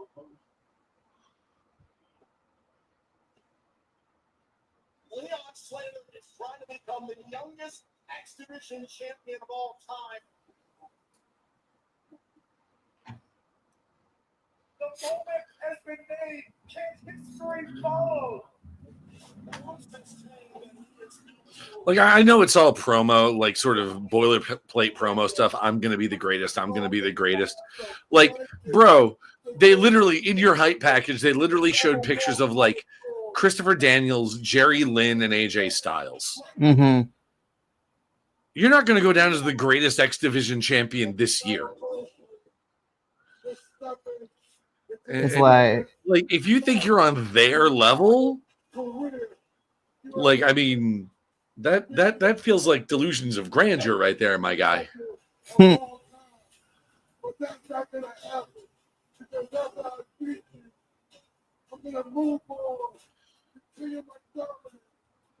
All right.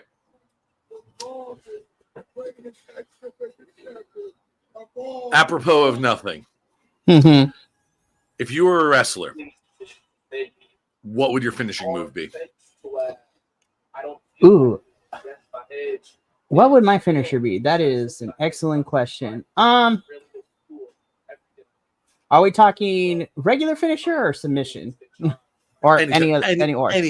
If there is a move that you have thought of that you think would be a cool finisher, or if there's an existing finisher that you would use because you like it so much. This is gonna sound really corny to say, but one of my favorite submission moves is, and I would, if I had the ability to do so, I love me a good surfboard. Or would you do the Mexican surfboard, the one where you sort of like lie on your back and put the guy up, sort of face up, like hooking the legs and stuff? Yeah. You were going to say something else? There's that one, and I forgot what I looked it up a long time ago, but I think there's one called the Tarantula, I think, which is also another submission move. Yeah. I remember that one. That was actually how I was introduced to Tajiri, because he used that as his finisher in ECW. Yeah, so I was like, those are probably the top two that I would use. Yeah. Mine, I thought of one a while back, and it's similar to a tarantula. So I don't have a definitive name for it, because it would sort of depend on like what the gimmick I had as a wrestler would be. Mm-hmm. But it's so you start off, put your opponent in the electric chair, right? So up on your shoulders, right, and you let them fall backwards. So you're sort of holding on to them by like the shins or the ankles, and they're sort of draped over you backwards. Mm-hmm. And then you hook their arms with your legs, and then bend forward. Nice.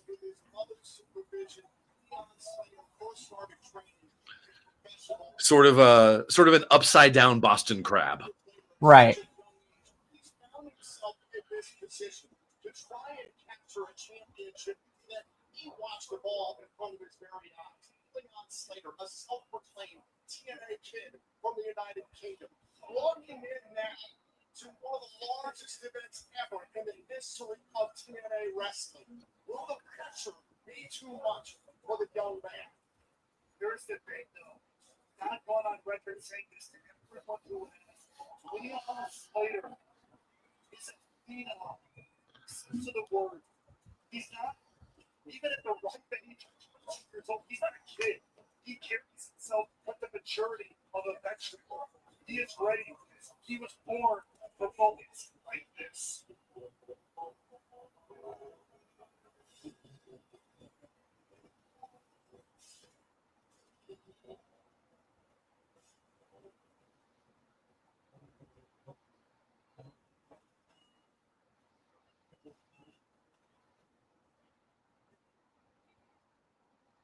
What the hell is this chair? He went backstage and said, "I want you to give me something at the intersection of Triple H and Ric Flair." Right.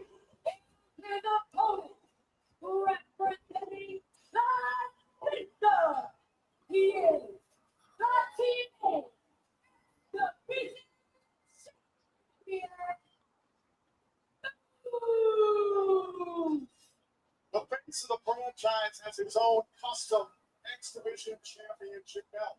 He currently sits with the second longest X Division Championship reign of all time at 255 days. He harkens back to the days when the TNA Hall of Famer Abyss and other super heavyweights like that's Samoa cool. Joe, Bobby Lashley, and Brian Cage held the X Division Championship. I like the paint job that Leon Slater has going down his side there. Yeah. Another Sunday against Leon Slater. Living past the moniker of no limits. Moose is the definition of a professional wrestler in every sense of the word. The type of guy who will tell you he will hold that TNA X Division title as long as he wants. In the words of the TNA Hall of Famer, the Professor Mike today, it's not about weight limits, it's about no limits.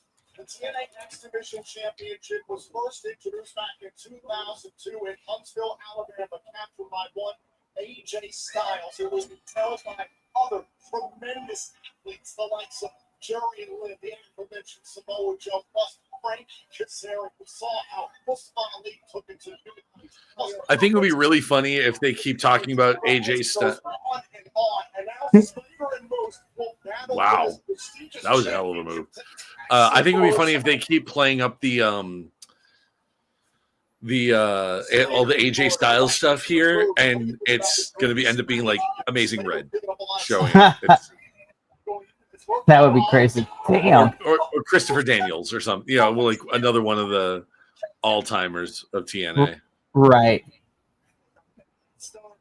Leon Slater. He's got to duck and move to avoid action like that, to avoid physicality and offense like that. Moose is on the hunt, a sentence that you usually don't hear. It's usually the other way around. Goes Moose over the top. Go a little bit of duck and move. Moose is on the hunt, but Leon is on the move. Damn.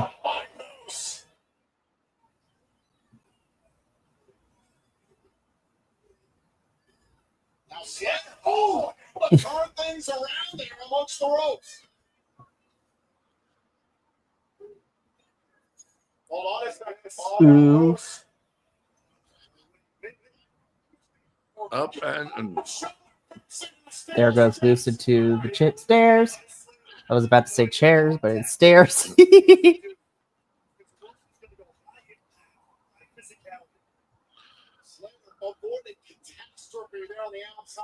I didn't mention this when the president of TNA was giving JC the titles.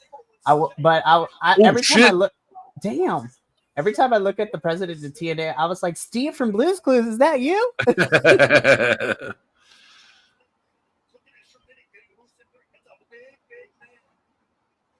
Oh my god, somebody about to die. Oh my god. Be like, oh! Don't let the sides fool you. Leon Slater got it. Oh my gosh. Damn! That kid bounced off. Leon bounced off the turnbuckle. Oh!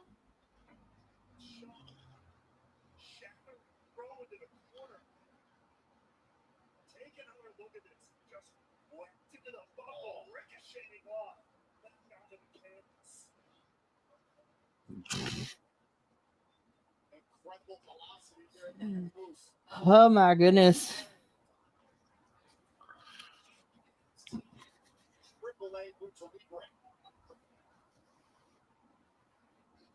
Here stands on TNA's biggest stage. Moose is out here making lumber. For reals, man. So often define this company to its very core. It is TNA Wrestling Signature Championship. It made TNA different from the very start. It took every type of wrestling. Damn. Division title matches and proved they were the best no matter their weight class or background. That's been the beauty of this championship, the beauty of TNA Wrestling, the home of the Rebel revolutionary professional wrestling for 23 years. Right now, though, Moose is like a lion playing with his food. Oh, wait a minute. Now, Leon Slater trying to resist the offense here by Moose. Uh-oh. Oh. So long.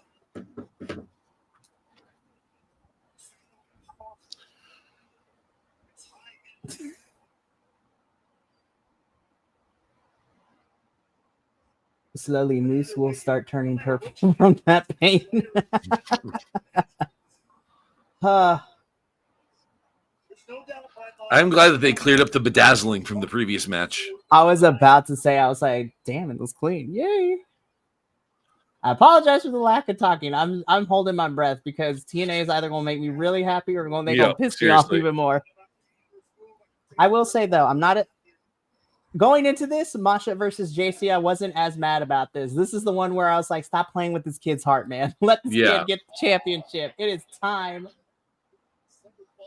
I can make do with anything else, but this is I was just like, so I know it's a different federation and whatever you have to say about everything, like just in general, not you specifically, Will, but like Leon Slater to me is the equivalent of kind of like Bianca Belair, where I've been following them since they joined the company and started doing a thing.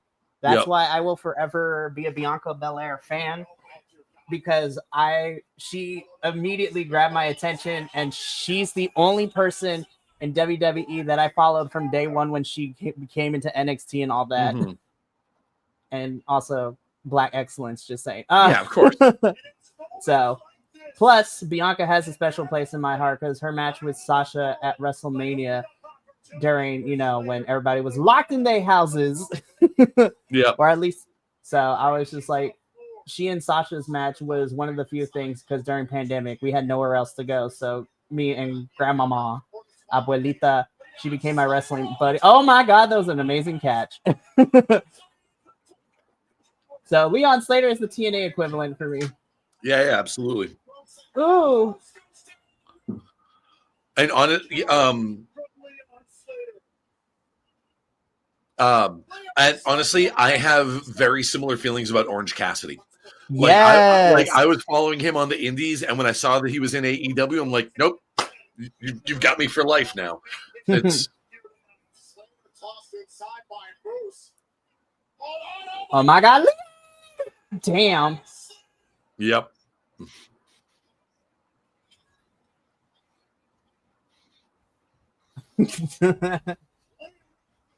I never get tired of that move from Leon. Ooh. Ooh. Oh, that's not good.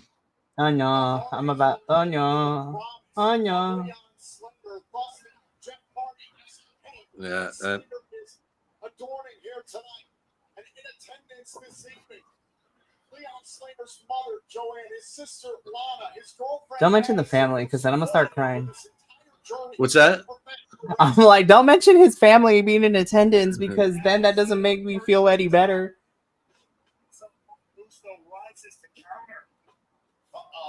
Oh my God, the powerbomb. Well, he's also started selling his back a little bit, especially after those early power move attempts. That's let David win. Let David win.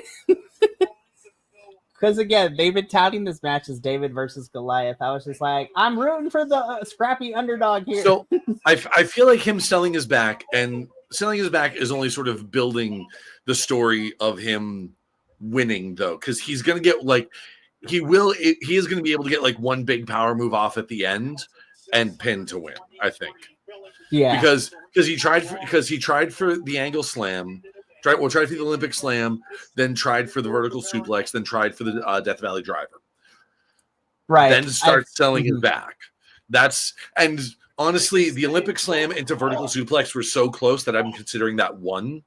Right. So, and it's the rule of threes. So it's 1, 2, remind everybody of what that takes with the starting to sell his back, and then it will be one big final move to put him away. Mhm. The way he sells when he gets chopped is awesome to watch. He's like, I'm gonna do a flip.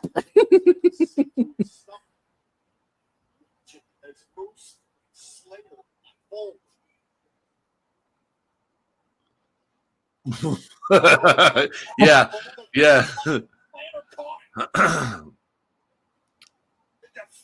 Ooh, slap him. Slap that man.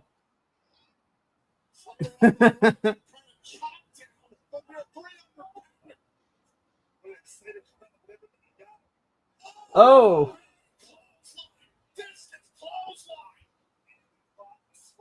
Come on, Leon.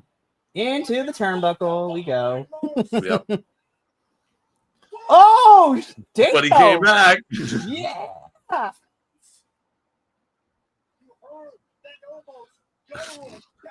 gonna say this. Okay, good. Announce team. You can't say that. You can't say Moose and Slater down without a Russian accent. Moose It is done. Moose and Squirrel. It is Moose and Squirrel. Oh my gosh.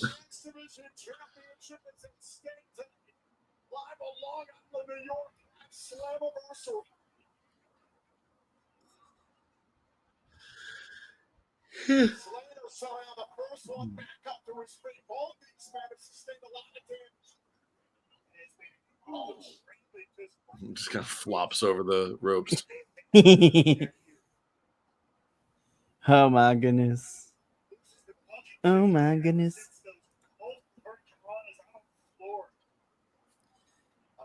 Be like, ah!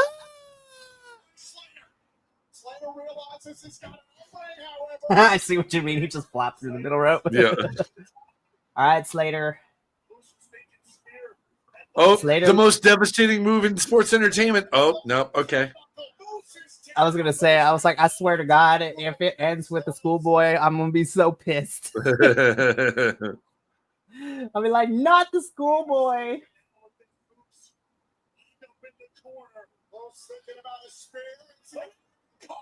No, it's the surprise roll up is the most devastating move in sports entertainment. True. Damn. Spear. Not like this. No. Okay. I was like, not like this. There is still hope for you, Leon. You have yet to hit the 450. Or actually, the 450 Swanton, I believe. Yeah. Yeah. That's Leon's finisher, the 450 Swanton.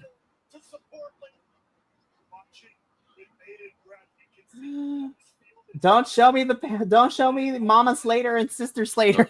Oh, here we go. Come on, TNA. Don't do this to me. I will forgive you for what happened previously in the previous match. No. Ooh, into the turnbuckle. Come on, Slater. Ooh, is he gonna do it? Is he really gonna I'm about to see it in 25 seconds. That is We got the spin. classic. Go. Come on, Leon.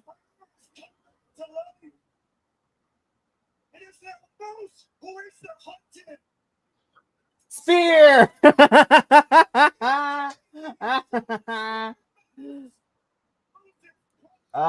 No. I love stealing. I love it when wrestlers steal their opponent's finisher. Right. 450. 450. 1, 2. Ah! Yeah. Damn it. So close. But we're still in this.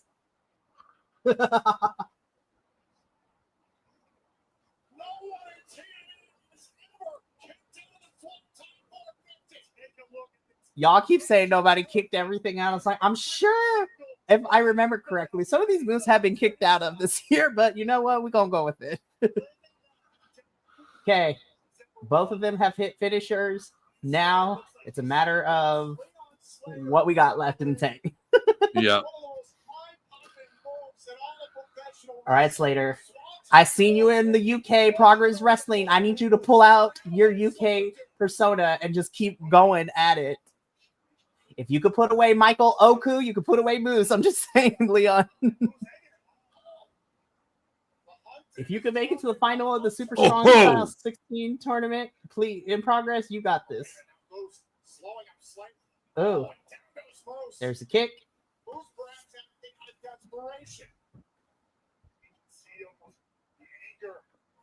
Building up and Slater, the determination reaching a different level. On the move. Damn. Slater just driven right out of the way. The force. You know, if I wasn't going to get in trouble for taking screenshots, there's a lot of wrestler faces tonight that would make great memes. Oh, yeah. 100%. But I was like, I don't want to get copyrighted or in trouble. Oh, who I got to see last night too, which was crazy. Shout out to the fellow Puerto Ricans. Is he, wait. Is he gonna try it? Bro, is he about what is he about? That was Incoming in 10, 9, 8.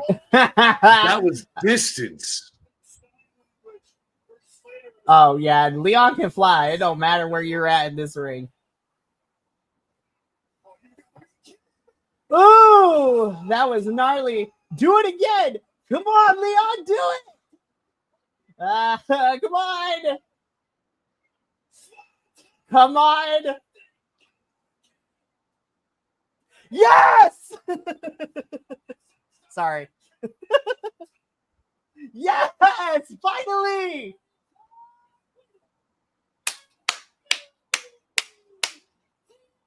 I apologize for being so loud, Will. No, you're good, dude. It's yes, thank God, finally.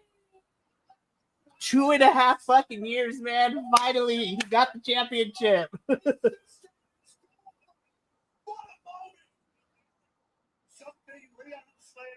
That makes me so much happier. Oh my God, finally, man. Holy shit. Oh, I'm trying not to cry on stream. Holy shit. Oh my God, Will.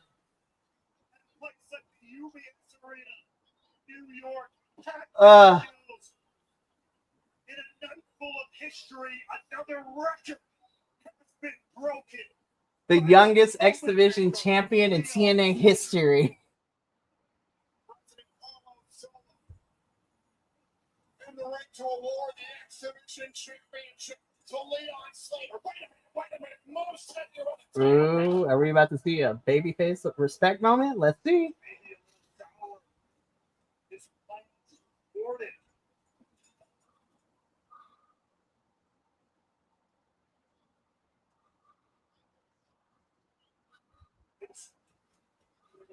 All right, I dig this. A slow babyface turn for Moose.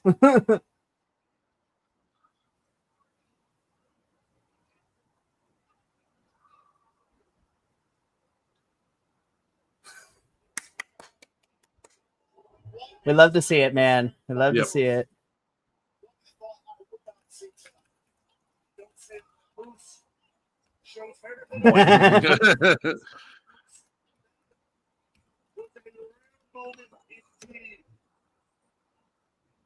All right, TNA, you made me really happy right here. Yeah, that was good. That was a hell of a match.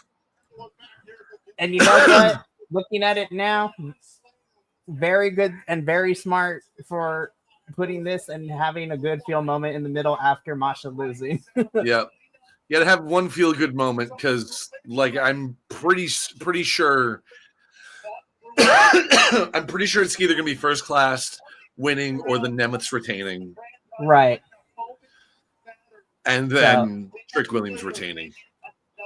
Yeah, so. Oh my gosh, I'm so happy for Leo. Oh shit. Ooh, okay.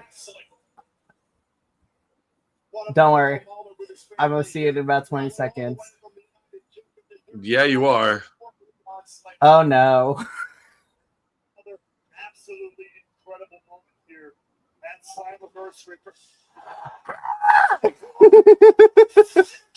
Holy shit. My question is, did they tell Leon that AJ was coming out during this part? Is the question.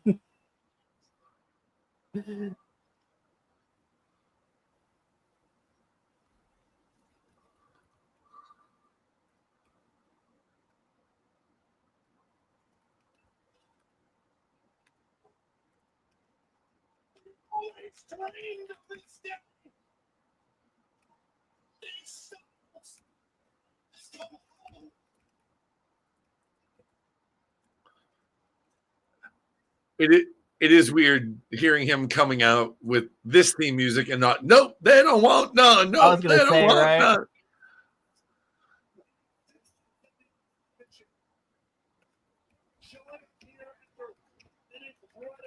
Historic moment with it. Puts it inside of your local folks. It's home.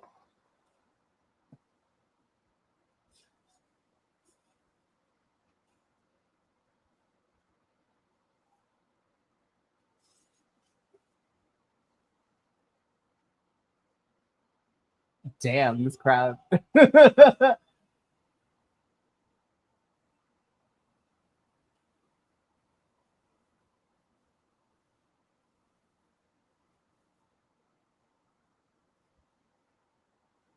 All right, AJ, let's see what you got to say.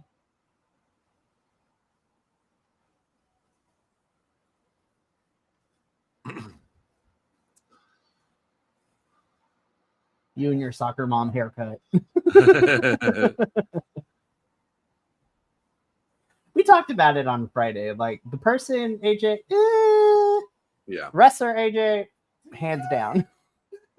One of the pioneers, greats, whatever you want to call it. The goats is what the kids still use, I guess. I'm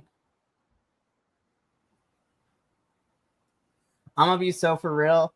Him and Dominic and Grayson Waller and the New Day are kind of carrying Raw now, and it's funny because they've been involved in nothing but comedy bits, and I've been enjoying the hell out of it.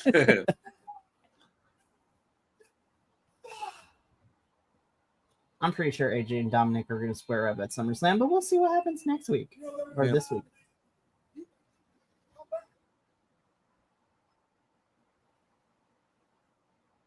Here I am. And I'm telling you, the lights are a little bit brighter here. The crowd is a little bit louder.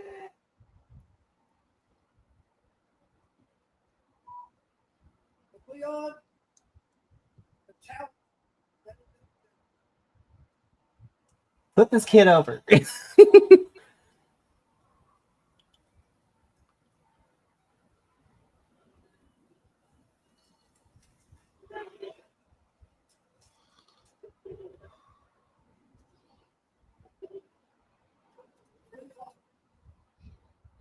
listen to him. You don't deserve it. Excuse me? You earned it. Okay, I was like, AJ, what are you about to do right now? I was like, are you going to make me I mad? saw where he was going with that. I was like, I should have too, but I was like, hold the phone. The youngest X-Division champion in TNA history. Let that.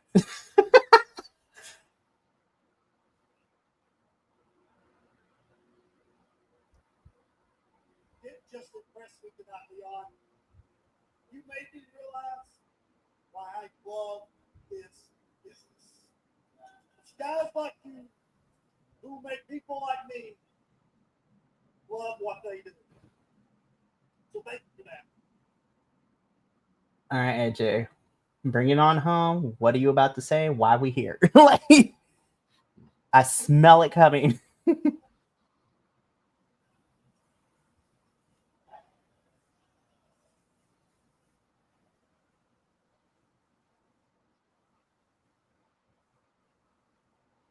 One of the biggest nights in TNA history, some of the brightest lights.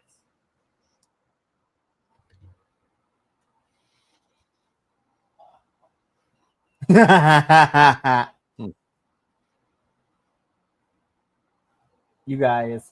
You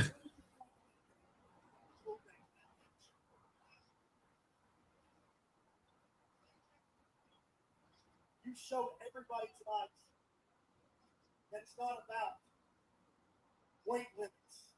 It's about No limits. Oh boy. At least that was the foundation when I started. When I was in the exhibition, it was AJ Styles, Christopher Daniels, Samoa Joe, Frankie Kazarian, the Amazing Red, Homicide, Jerry Lynn. We were the foundation back then, but you, Leon, you are the future. I would say that the X Division is in phenomenal hands, my friend.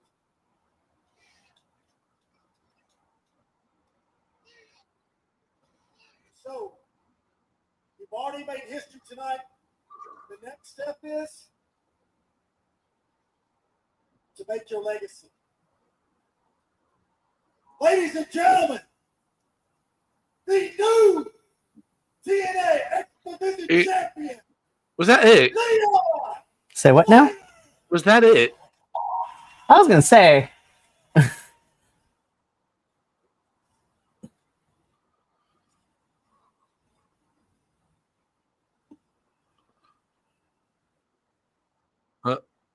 Unless they cut the music now.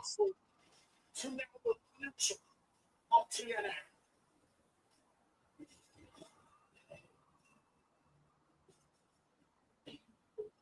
There's a lot of smoke and mirrors in our business. There's nothing more real than what we just saw.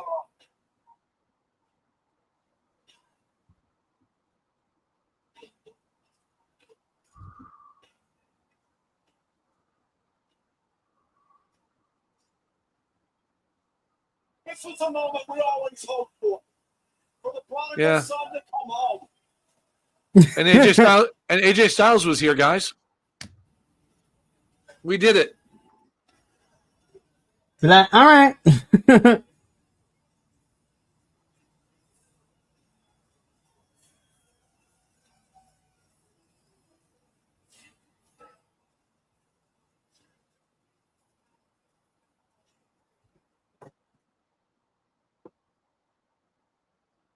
All right.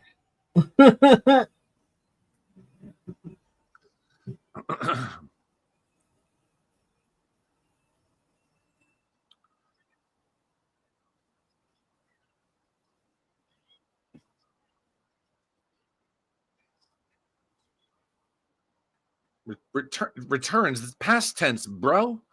He just did.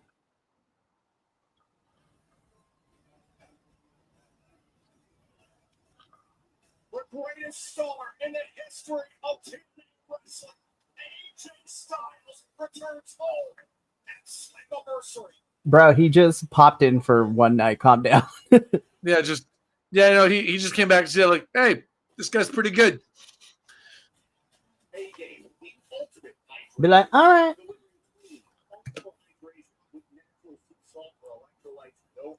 Damn, it's crazy. We only have 2 matches left. Yep.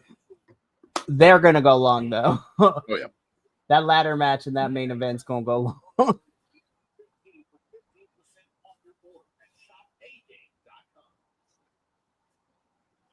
we welcome you back to the A-Game Hydration Analysis. I'm Tom Anthony, the Drama King Matthew. We are all still trying to collect ourselves after what we just saw. I cried. I cried. I don't know about you. Me too, Tom. I cried. Leon finally did it. Very real, raw moment here at Slammiversary. Well, the action continues tonight. It is the most phenomenal Slammiversary in history. We are Bodies everywhere is how I'm going to describe this match. Yep. Oh, child. Here we go. Okay. Guys, Hometown Man. Hometown Man is not one man. It is a different hometown man every time. That's the point. Exactly. Again, we can't seem to get rid of him. He Listen, we all know who's underneath it. We're not dumb, but I love this for Cody Deaner. I really do. Hometown man is the Cody Deaner equivalent of the Curry man for Christopher Daniels.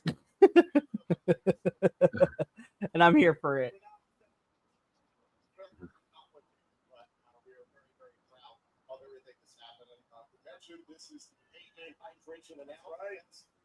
Who is Johnny Damon? Johnny Damon, former player for the New York Yankees and the Boston Red Sox. Got it. Sports. That's why I don't know. And honestly, the only reason I know is because I live in Boston. Fair. That is very, very fair. All right. This is a hype package. I need a snack. I'll be right back. Get your snack. Grab a snack and come right on back. So there's 14 for the TNA World Tag Team titles. Could it be the Hardys last? We've always wanted to be very honest with ourselves. Oof. And we both promised On ourselves that case too, I gotta go. I'm gonna get some. I'm gonna. You know what? I'll be right back. I gotta go take care of some business.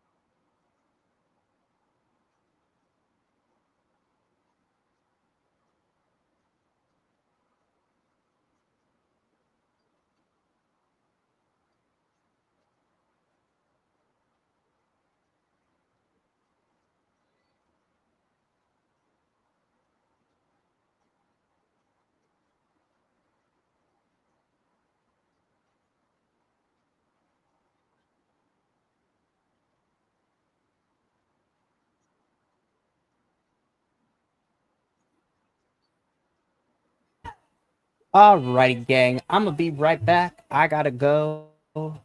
Doggo needs to use the restroom. So if Will gets back and I am missing, then y'all let him know where I went. I'm gonna be right back, y'all.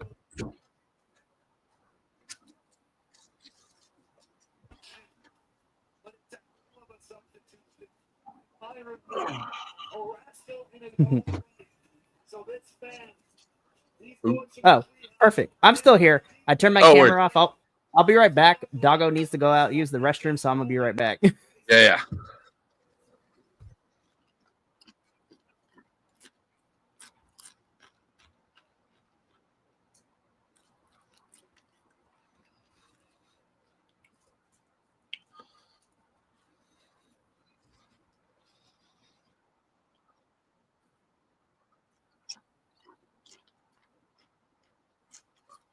Oh.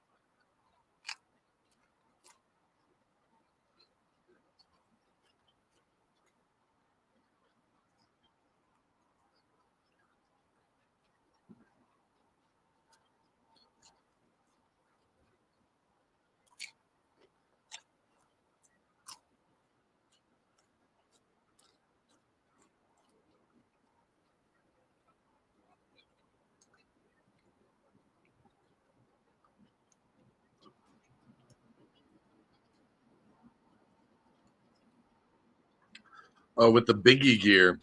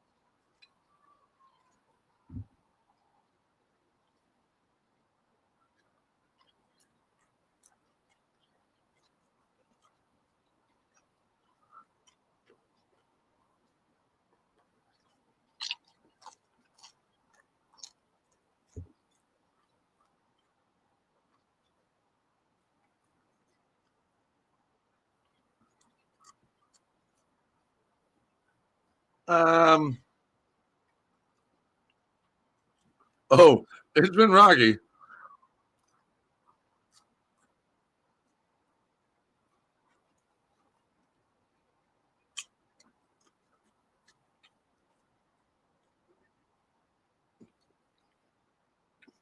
I mean, Jeff may or may not have been responsible for one of the lowest points in TNA history in general.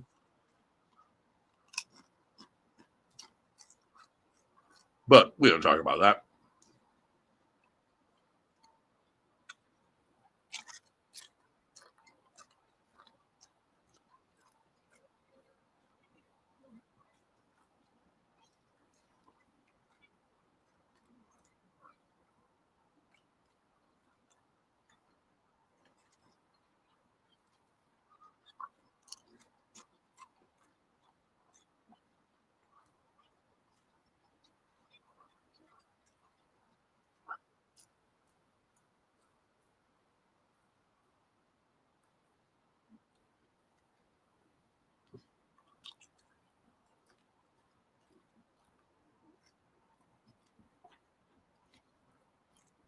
And here we go.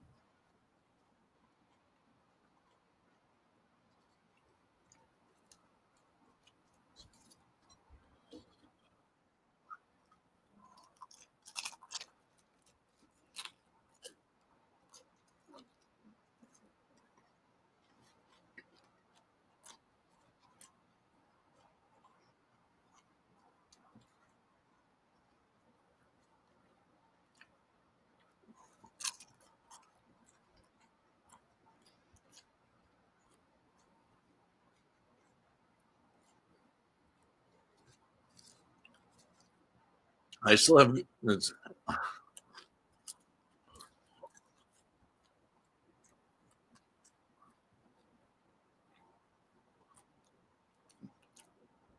Nick Nemeth versus Matt Hardy.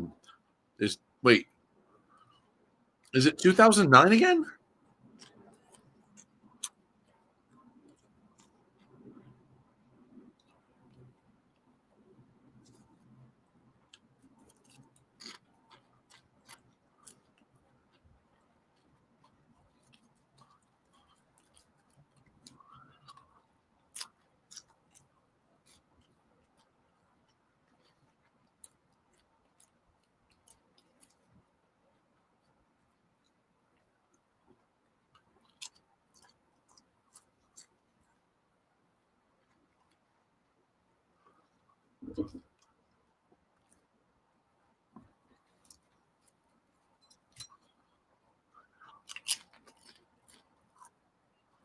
Ooh. A hell of a scissor kick. Just yeet. Oh my God.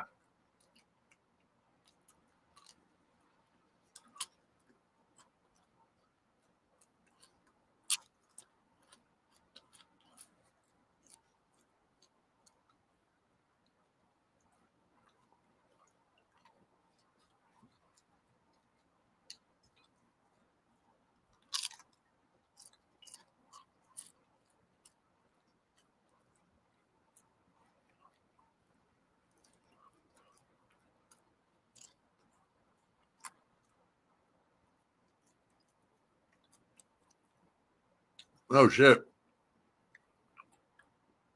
That is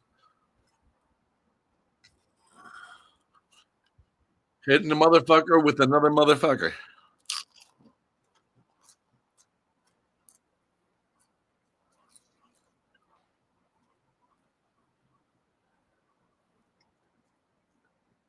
That was a hell of a spot. I like that.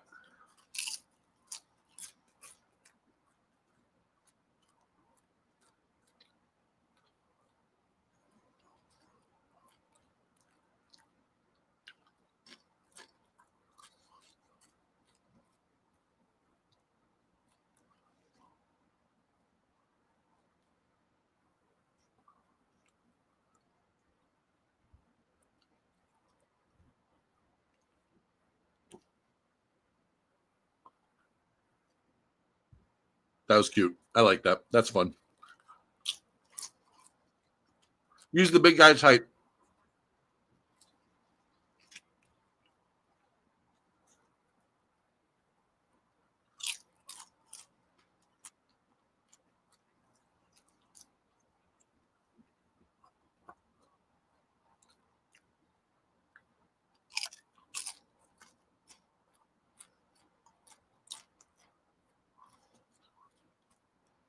Ooh.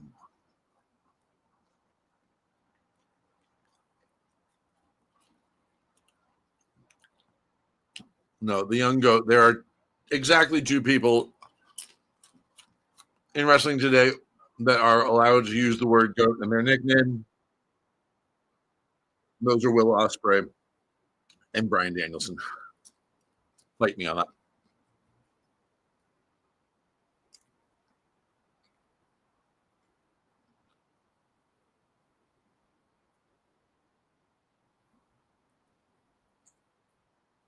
that. That was a fucking move right there.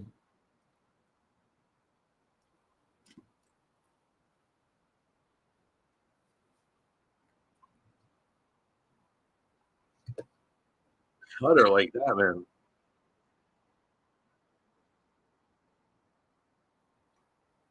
Pinned down. So that he can, do the push up and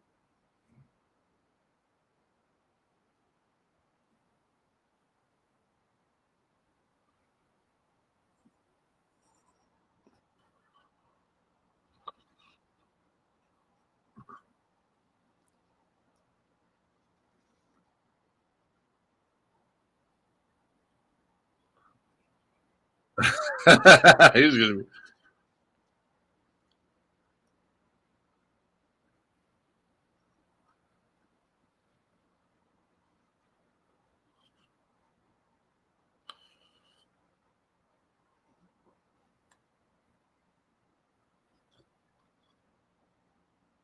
Wait,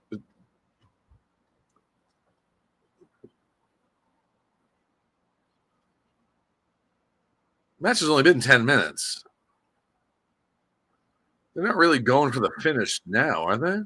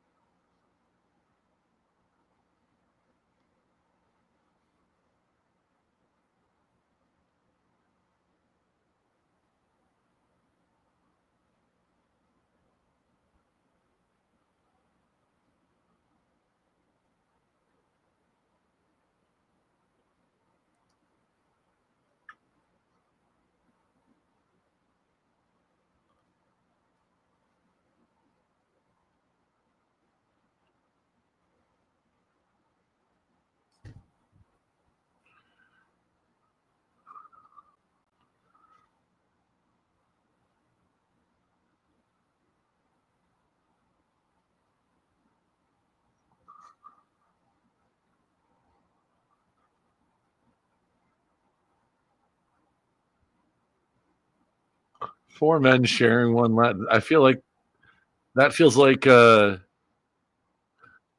fanfic on AO3 waiting to happen. And they were only on one ladder.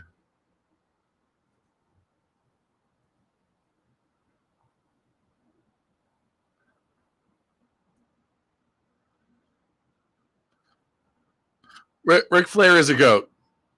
Whatever. It's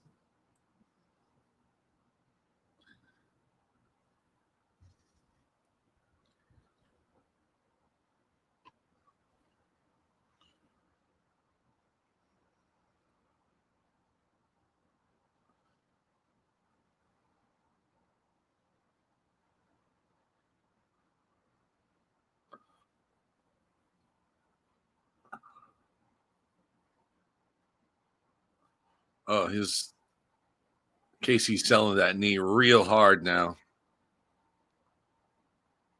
What are you doing, bud?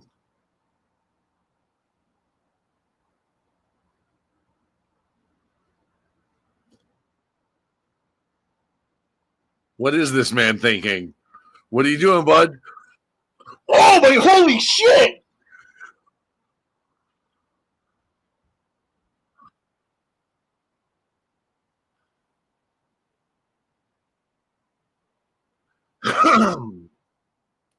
Oh my god!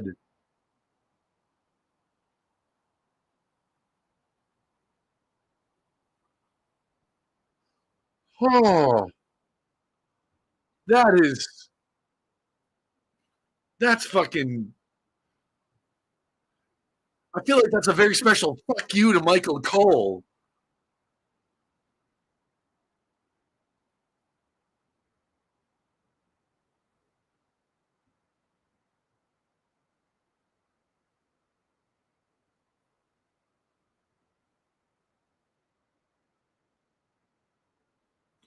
Nope, they're too far off. They're off center.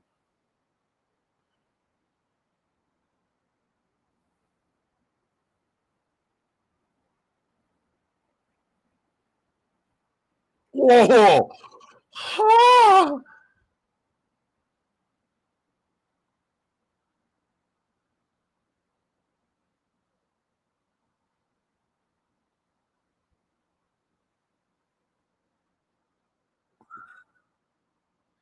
Did he just crotch himself on that?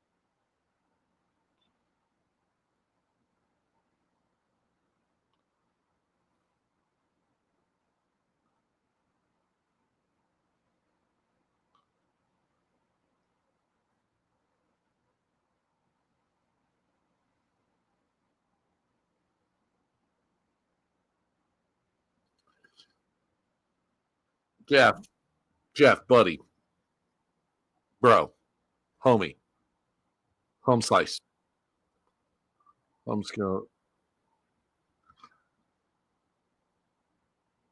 All right, everybody watching at home, say with me, I am the ladder.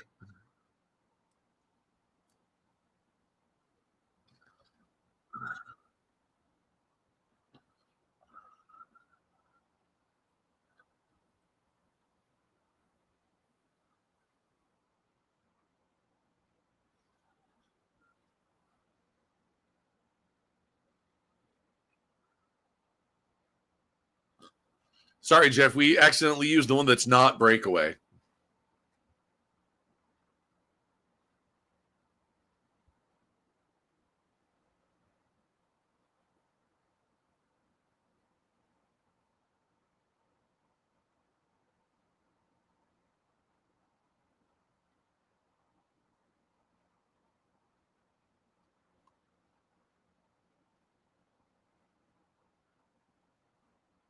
I don't know. The one that Wentz was on still seemed all right.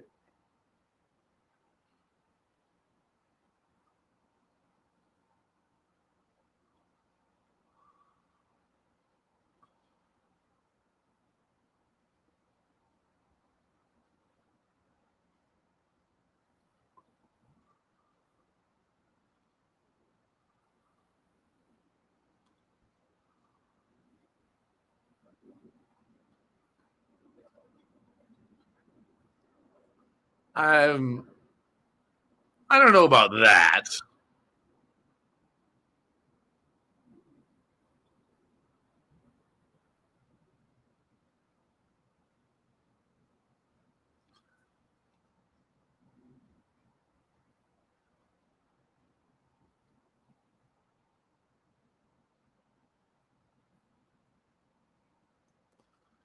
That I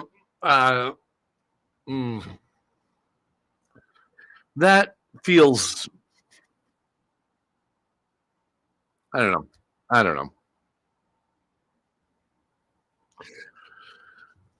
I'm trying not to be a hater. I'm trying not to be critical. I'm trying not to overthink everything.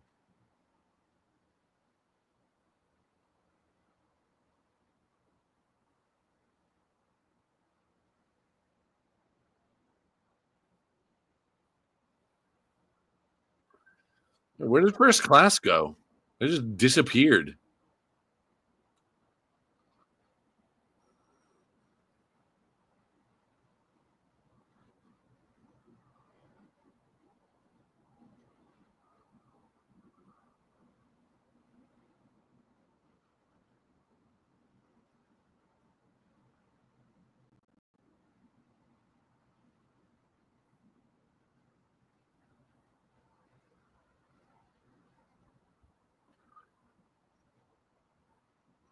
What in the hell?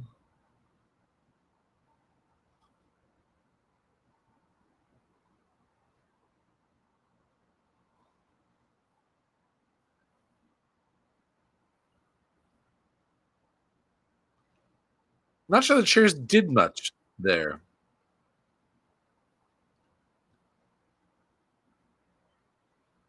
Alrighty, I'm back. Yeah. And I'm looking and I'm like, what in the helicopter ladder is this? Yeah. Well, they destroyed all the ladders. Fair. And they had this one kind of gimmicked up.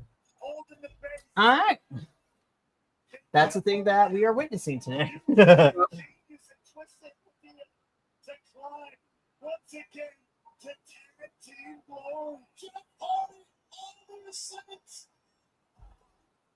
Damn, is this how it goes?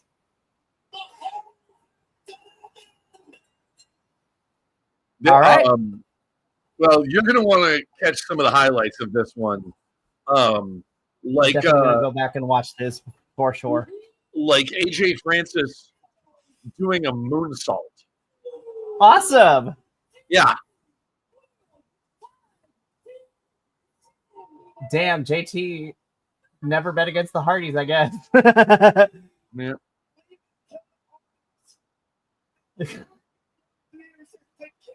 All right, Jeffrey, get down from there.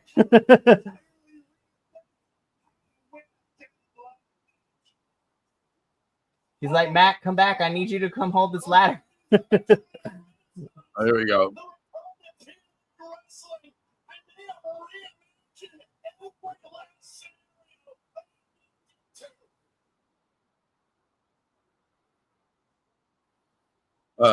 And AJ Francis took a really gnarly bump too. Right, this one right here. Okay, we'll get the replay. Oh yeah, yeah. Ugh. So ladder on from the Rascals. Oh, Zach on top of this. Everybody going down. The Casey pushing off the ladder.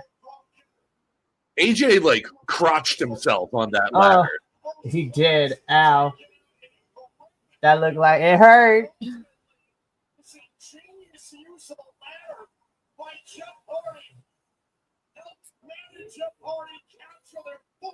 I'm kind of sad all the ladders weren't painted again. Oh shit. Well, I'm about to see it in about 20 seconds, so we're going to see what this is.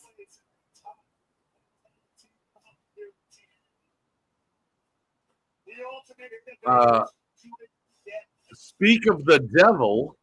Oh, shit. Oh, what the fuck, y'all? Oh, what the fuck? We're far enough in our concurrence. Gosh darn it.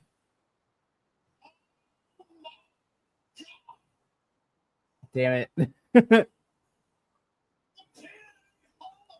No, every time I think we're done with you, bully, you show back up with the flip.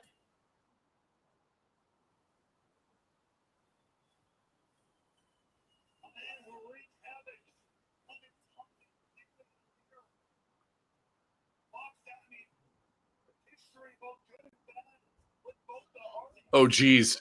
They just did a close-up on Matt's back, and I think his hair dye is running. Oh no. I don't want to see the hit.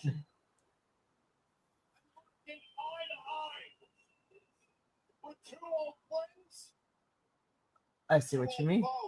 Oh, damn. Matthew. No, I don't want to hear this man speak. Boo this man. I will say he is one of my favorite tag team wrestlers of all time. And I won't deny that fact. Oh, absolutely. Again, the same thing like we talked about AJ. Him and Devon are like the Hardys, Christian, and Edge originators of the TLC match and all that good stuff. I will forever be in their debt. As an actual person, you suck, boy. Yeah. You misogynistic prick. But I will say, though, again, like I said earlier in the show, it was nice to watch Jordan Grace and Sonny Kiss beat his ass in 2 separate occasions. You guys are catching up.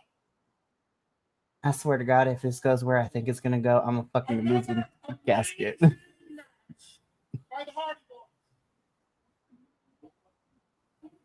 And congratulations for being one of the reasons why tonight is an attendance record for TNA.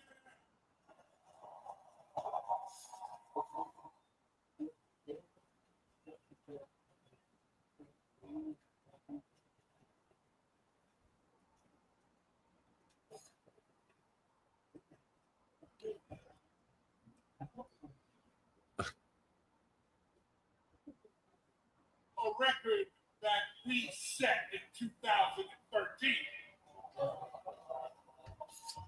And there it is. But I'm not here for that.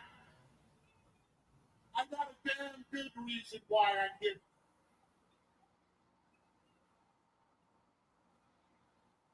And I think the entire wrestling world knows why.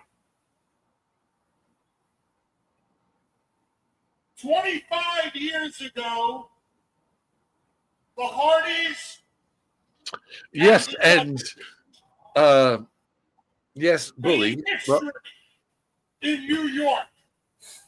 The first ever tag team tables match at the Royal Rumble, and we stole the mother trucking show. Where are we going with this, bully? Where are we going with this? And since then, our paths have crossed here and there. You went on to greatness, we went on to greatness, and there's always that talk about who is the greatest tag team of all time. No, the greatest tag team of all time are the Dudley Boys, but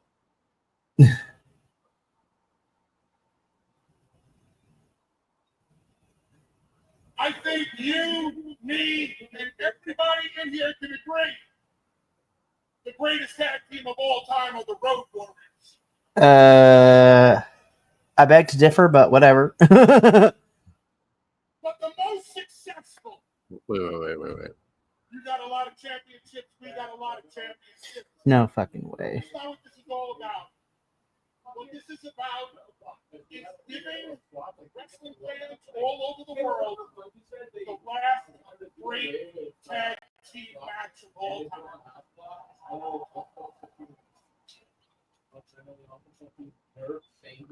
This is about something special. This is about something that can never, ever happen again. Yeah, I remember that. So this is what I got for you. October. Bound for Glory. Oh, no fucking way. Holy shit. Parties. Team 3D. One last match.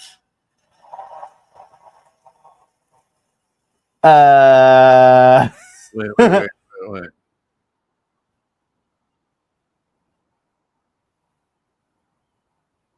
And despite Devon has said that he done, so Yeah. like he physically can't. So what are we about to witness? that is a great point and a great question. Because at Bound for Glory, you're going to hear one last time.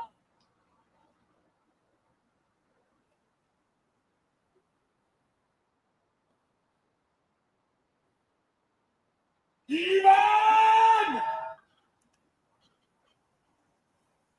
1, 2, 3.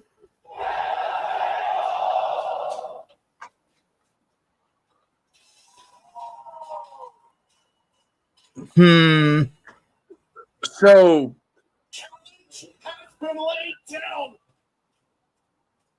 Color me intrigued. well, it's really funny that they are doing that In a year that's already been right at the time that AEW is building to the reunion of Cope and Christian. Right. But okay. Well, I mean, it's a one-off, so I'm pretty sure Devon would do it. But I'm just Yeah. like, how are we gonna make this happen? Devon has gone on record saying like, he Oh ain't- damn, he that's ain't in like- Lowell? I'm about to see something, aren't I? Wait. Hold on.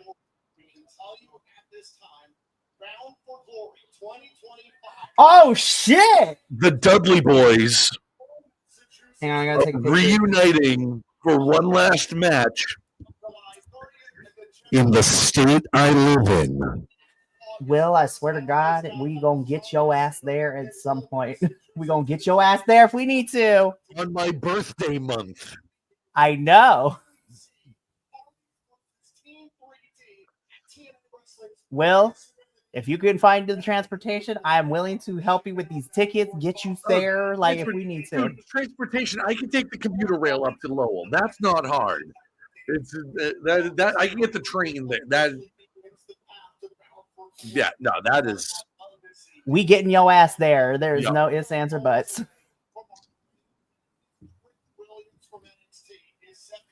So I'm really happy that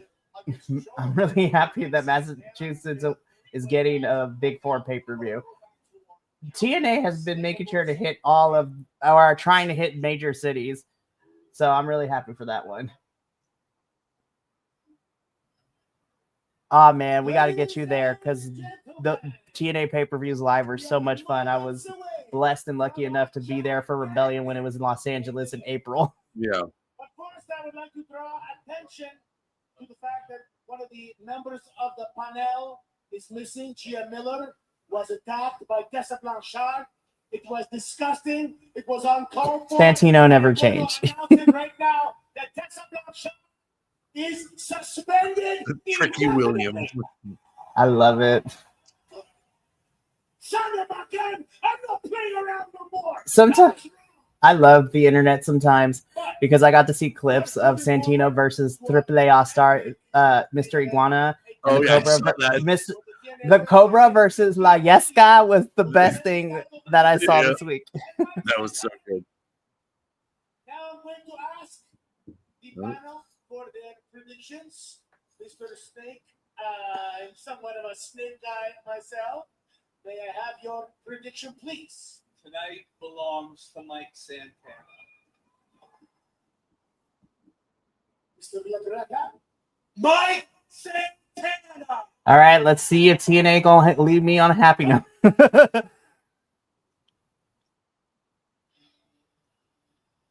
Ew, it's the midlife crisis person. Look, I love Frankie. I just hate this character in TNA that he's got going on. His outfit is it's giving Elvis Presley. Like I was like, what in the Elvis is this? it's millennial Elvis. That's what that is. That is millennial Elvis. Tommy, with all due respect, actually, I don't respect you at all, Tommy. And I don't give a damn about your prediction. Ooh, I child. certainly don't care about a prediction from anybody from your stupid ass Mark radio show. Be like, ooh, child. And I, ooh. LaGreca, you suck. That's In a Slammiversary, we are celebrating TNA. We are celebrating new attendance records, and we are celebrating the king of TNA, Frankie Kazarian.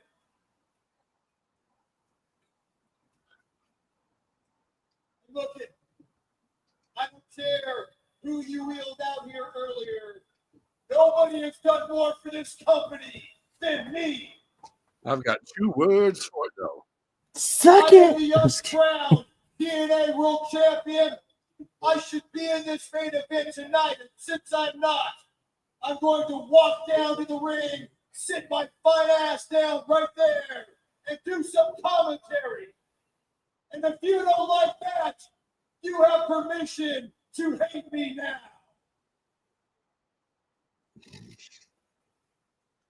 Okay, ladies and gentlemen, I have one more question for everybody here. Are you ready for the Damn, this is gonna go one of 3 ways. Let's watch the video screen and see exactly how we got to this point. The triple threat in wrestling is the equivalent of the choose your own adventure route. I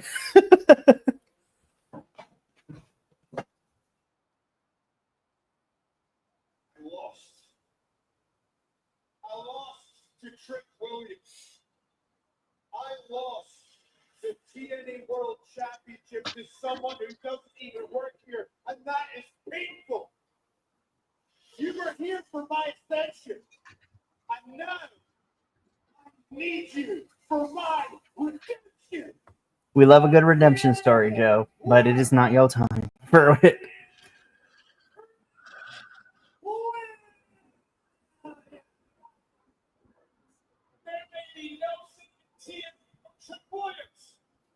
You know who held this goal before? People like Kurt Angle, people like AJ Styles. But none of them can compare to Trick Williams. When you mentioned the world title, you mentioned my damn name. Main event time. World title from you. Mike, I respect your passion. And one day you will be the man here, but you are going to respect me. These people are still chanting, we believe. In New York, for my family, my friends, my city, and my culture that carried on my backs day one. I'm the guy who needs to bring back our most prestigious product. Yes. Oh, I should probably text this real quick. The world believes in more. This ain't about making people believe. This ain't about making promises to God. It's about getting the job done. And that's why I'm the greatest TNA champion of all time. It's Trick and Nate, and it's always going to be Trick and Nate. Put your hands on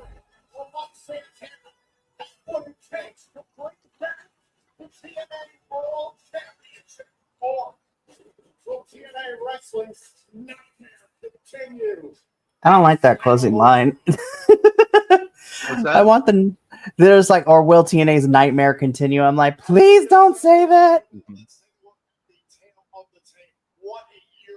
Standing ovation, trick shot, and of course, my personal favorite, spin the block. Meanwhile, Mike Santana, a four-time TNA World Tag Team Champion, has been on a roll for the last 16 months. But all eyes are on Trick Williams, the reigning TNA World Champion. Every member of the TNA Wrestling family wants to see that World Championship brought home tonight at Slammiversary.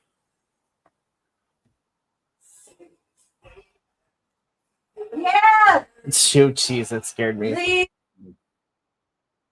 I got a special guest coming to join us from the main event. She's gonna watch from Turn behind. that shit up. Nah.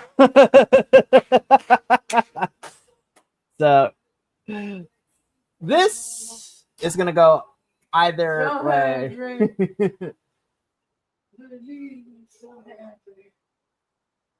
Oh boy. Let's go. Will. Oh my goodness. It's resting on his mind. Girl, turn that off. You're so good, man. Yeah. This incredible night for TNA Wrestling. You just gotta make it all about you, don't you? Damn right, I make it about me. The biggest night. I swear to God, Frankie Kazarian, you involve yourself in this match, we're gonna have words.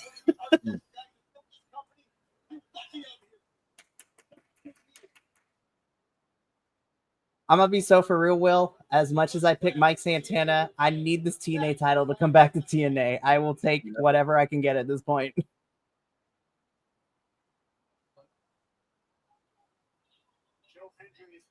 Where's that? This is in Long Island, New York. Dang. The PR. That's right. Represent.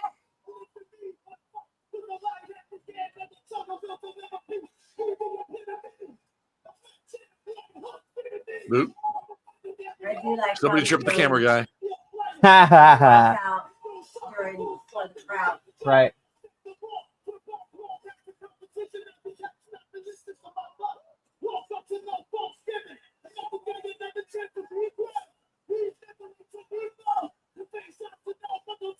Well, Yep. Somebody you tricked the cameraman. Yep.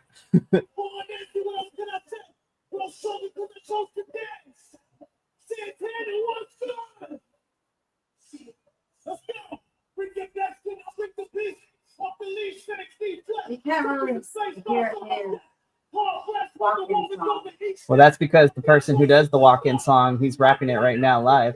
Yep. Well, that sucks. Most live performances suck live like this. That is the thing with wrestling. You'll understand. There's never a good live performance unless you're Rhea Ripley. But that was about it. No, there's been a couple of good ones.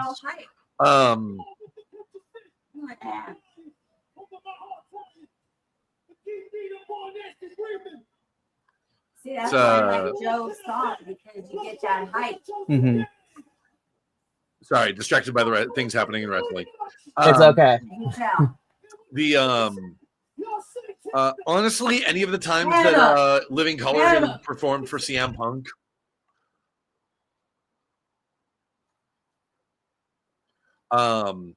and the time that Motorhead performed for Triple H. Right.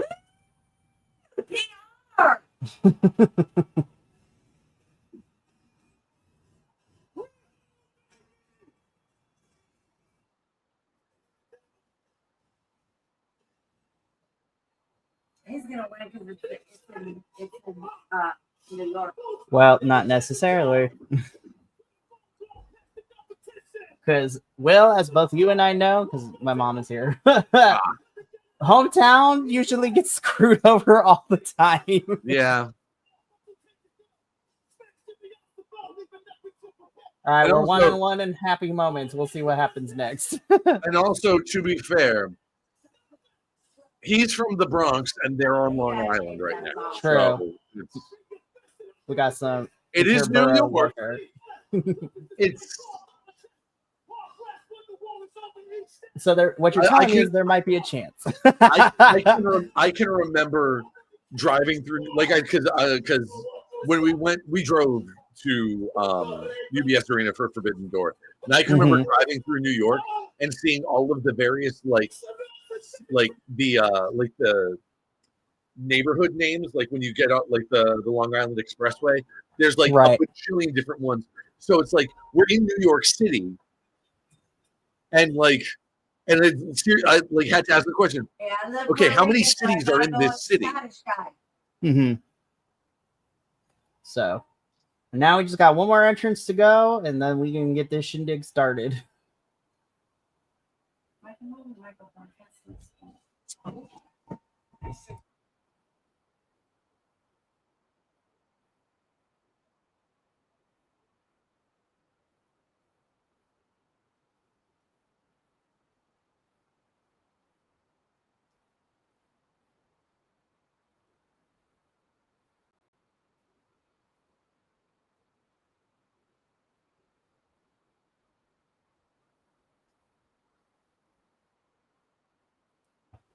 Can you still hear me, Will? Yeah. Okay.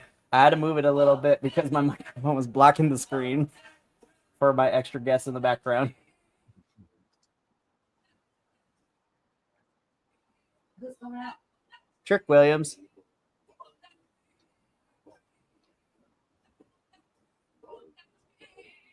I just remember that scene. It is hilarious that the audience is trying to do the whoop that trick chant along with the singers here, Right. only proving how little rhythm the people in the audience have. Mm-hmm.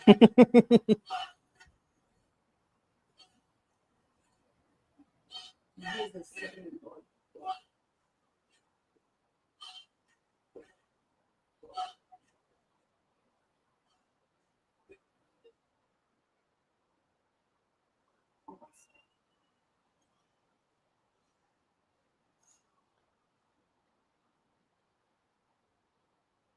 See, Santana needs to change his whole entrance Why? because he has nothing like that. Because, Mom, you also have to realize that Trick. You have to realize that Trick is also in NXT, which is WWE. So of course they got the budget for all that. Well, I don't care. Oh, Joe too. Joe's not in WWE. He's a TNA star. Okay, so then he has money. He has a big thing in his song. That's because he made it himself. Exactly. So Santana has to do something to get the hype, to get the people more involved.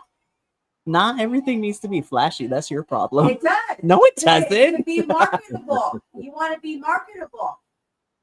Listen, it's already tough enough that the wrestling business doesn't take Latinos seriously. Hey. The last good one that we had was Eddie Guerrero. Every luchador that has come through WWE or any other American promotion is used for spectacle, but they don't ever make them champ. Tonight, Mike Santana might be making history, and I'm rooting for Mike because the trajectory for him has been up and up.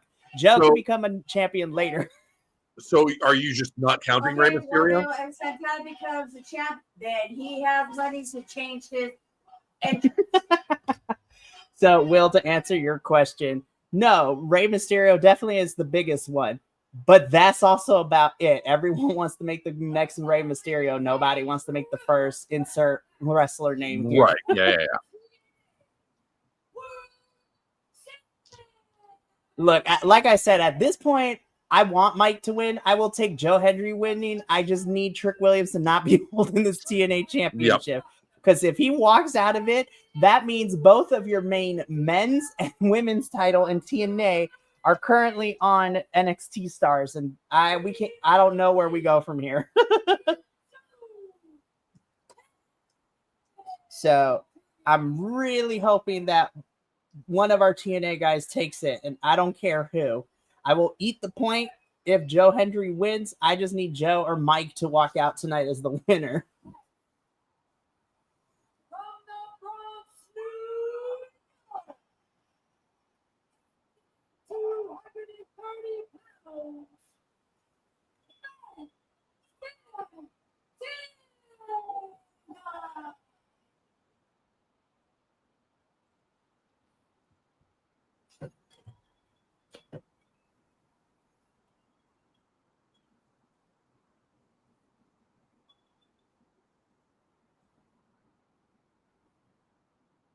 It's probably for his own fun. I like watching Trick Williams hyping up the crowd for Mike too, which has been fun to watch.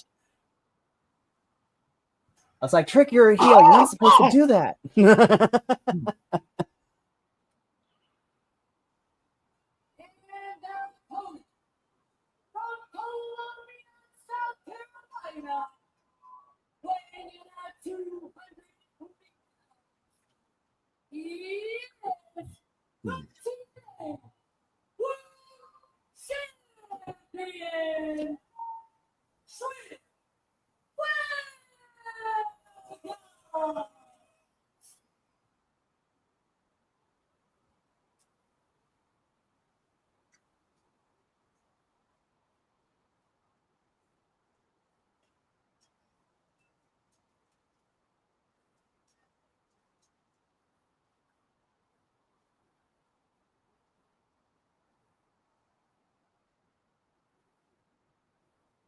Set to kick off perhaps the most phenomenal night in the history of TNA Wrestling with the TNA World Championship.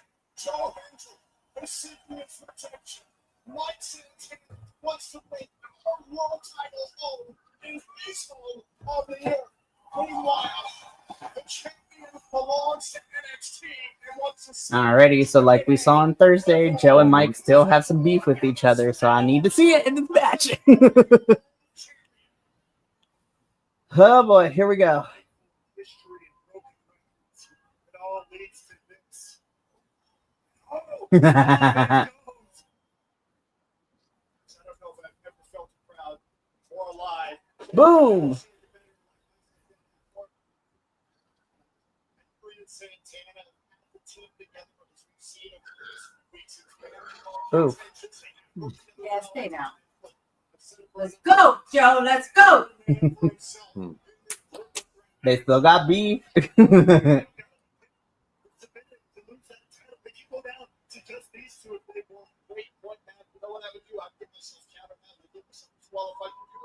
Joe, you look tired. Yeah, Mike's so big.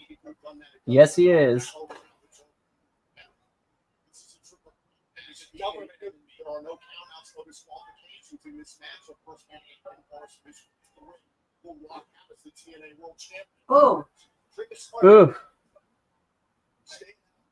Come on, stop dancing.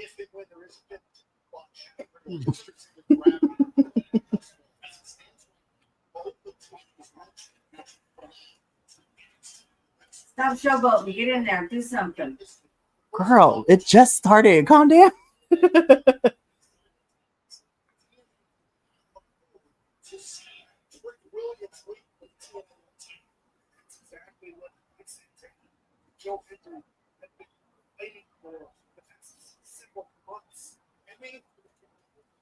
All right, Joe, if you're going to take Mike down, you got to come harder than that. What the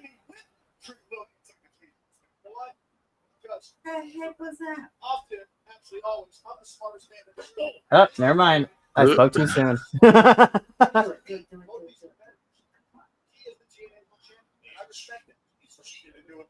Oh, nice arm drag.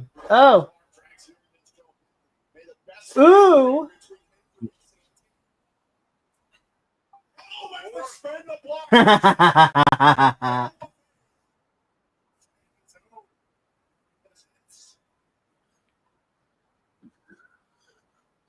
Whoa. Damn, Trick.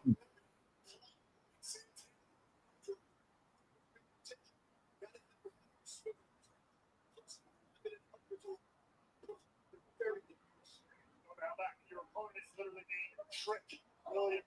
You gotta watch out for something like that. As much pride as they may have in fight, While you're sitting there, the two have to get your opinion and your thoughts on what we saw earlier on tonight. AJ Styles That's right, Joe. Come on. Yeah. Up. Get him. Damn. I don't know how to pick him up because he's a thick man. Start pinballing people left and right. Let's go, Joe. Come on. Oh. Wow. 1, 2. Ooh.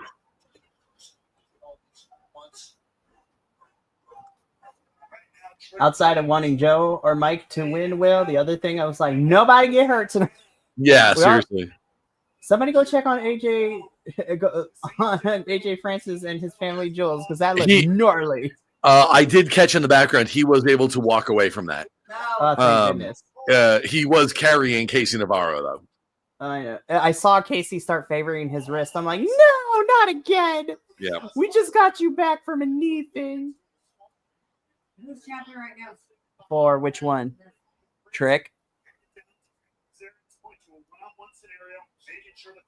So to fill you in on what you missed, so the NXT Women's Champion now currently has the TNA Women's Champion. So the NXT Women's Champion is the double champion, which is not how I thought Masha Slamovich's reign would end, but that's besides the point. It's JC Jane. She is now NXT Women's Champion and TNA Women's Champion, essentially. Well, or Knockouts, because that's what TNA calls their women's division, the Knockouts division. So our hope is that Joe or Mike walks away as the winner tonight, because we don't know how it's going to work if NXT is holding all the TNA main titles. I don't want to think about that right now. So we'll see what happens.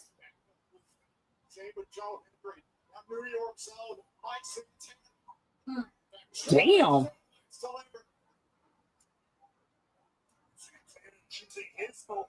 Ooh, nice chops, Mike.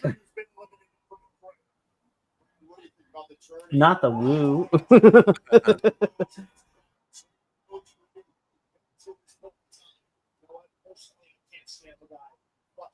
Damn.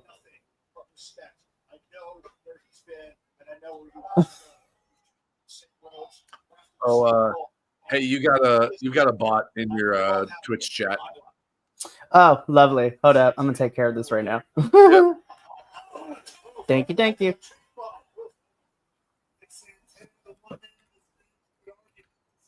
for someone other than himself. Fighting for his family, his daughter, for TNA. Oh, Larry, there by Trent Williams. Mike Santana's young daughter, Mariana, here at ringside in the impact zone, cheering on her father. Oh, damn, Chris. We got this. Oh. TNA Slammiversary has trended #1 all night long in sports on X. Thank you. Fans all over the world watching live on pay-per-view and TNA Plus. This 21st annual Slammiversary, our highest attended event in the history of TNA Wrestling in North America. Look at Joe. Honest Joe playing awesome. Look at that. Look at that. Lord, Joe, get up. Williams and Mike Santana. Don't lose your balance up there, Mike. Yes, please. We don't need somebody getting hurt. Okay, let's see what they're going to do. She's made that fight offense. I respect it. Trent Williams is thinking about a superplex there. Mike Santana trying to prevent it. Straight headbutt by Santana.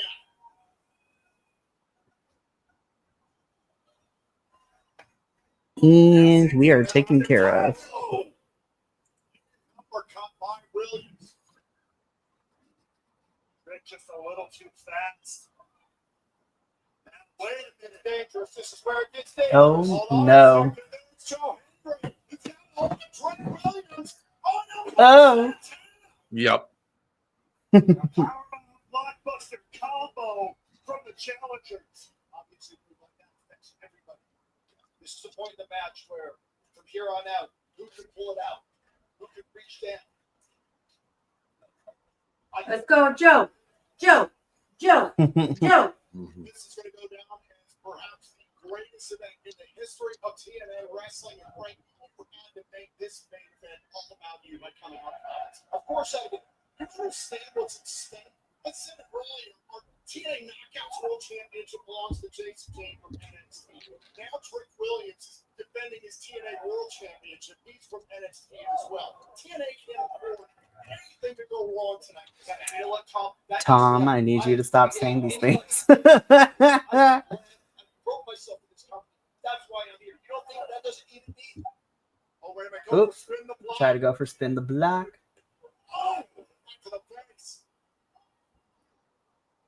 Oh, wait a minute. Oh, Going up. There we go. on Tuesday?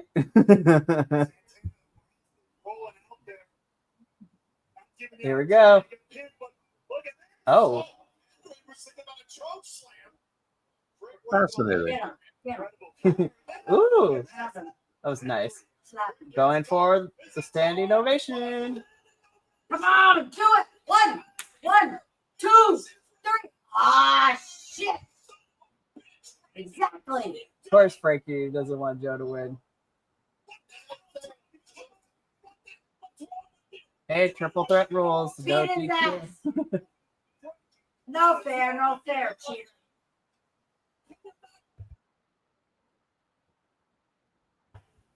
Ooh, kick him out. Kick him out. Kick him out.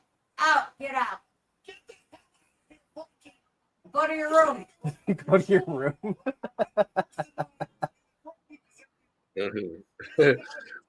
Mike Santana wipes out Trick Williams. Totally. We just kind of saw him launch himself out of the ring, but you'll have to imagine how he landed. Right.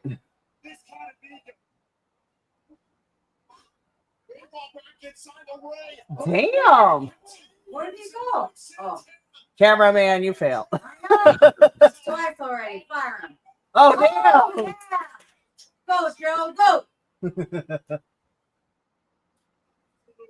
After Frankie Kazarian there could have changed the course of TNA history in that moment. And now Joe Hendry tossing Mike Santana inside the ring. Grab those dreadlocks. Pull them. Girl, we can't be saying stuff like that. Okay, pull his hair. Not pull the hair. Back inside the ring. Oh. Mike No. Santana, Joe Hendry. Santana was going for spin the block. Hold on a second. Oh. Get him, Joe. Ah. Fuck.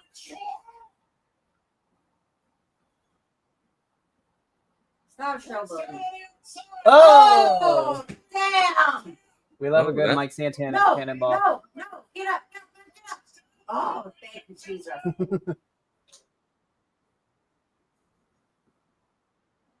We have medical staff and referees. Ah. Trick Williams on the outside. I swear to God, if Trick actually got hurt, I'm gonna be so upset. But he should be. He'll come back. This is a work. I hope.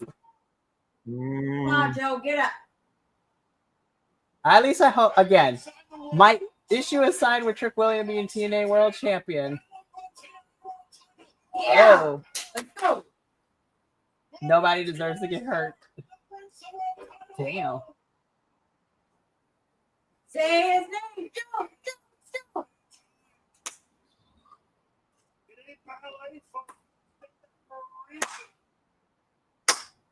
Standing ovation time? Let's go. Come on. Slam him. That is a big man to do that with. Yep. 1, 2. Nope. Oh, shit. We're still in it. How could that have been Hendry's moment? Joe Hendry just said, what do I have to do? For a second time, the standing ovation, that moment was not enough.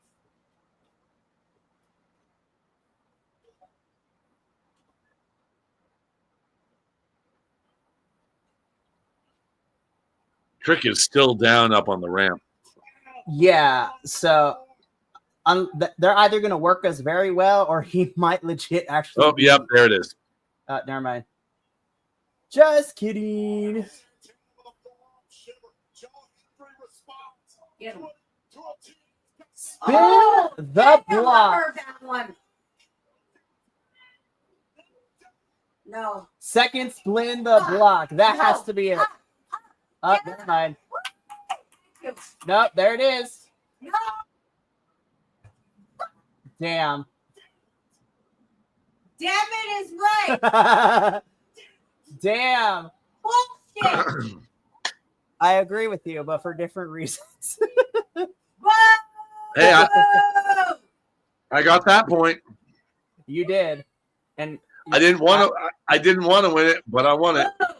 No. That's some bullshit. Mike, you got to be the savior for. I can't believe you fucking kept it. Boo. I want a rematch. I'm pretty sure we're gonna get one, but I want a rematch where I'm sitting in the audience. girl, you were just at Rebellion in April. But I want to see Joe. When TNA decides to come back to Southern California, you will. We were just there in April. That's some bullshit. Listen, TNA gotta visit all other parts of the United States. No. Yes. You have gone to so many shows in the last couple of months. Don't get greedy. Well, this one I just watched was BS. Girl, tell us about it. Bullshit. Okay. So we're going to let this go off the air. And then, Will, before we sign off, we're going to talk about the event as a whole, give some quick thoughts and all that good stuff, because we can give our initial thoughts, but then Friday's review, we'll go into full detail what this means. We're officially on the path to bound for glory.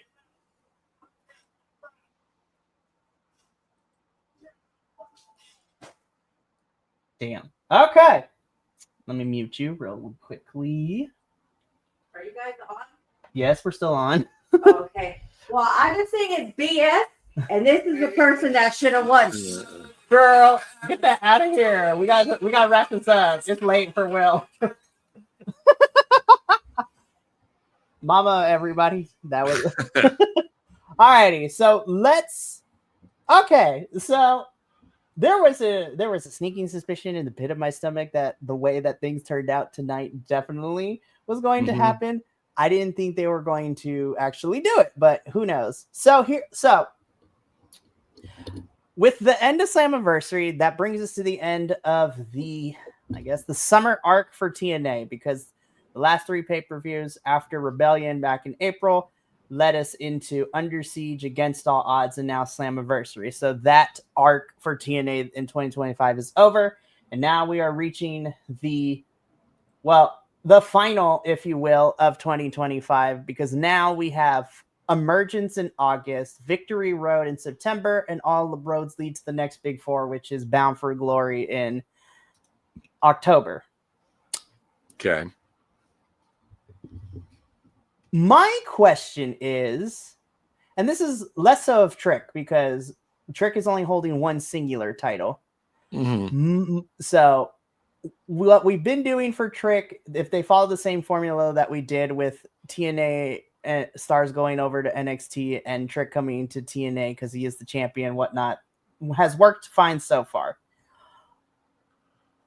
My biggest concern now is, now that JC is double champ, I'm gonna be so for real.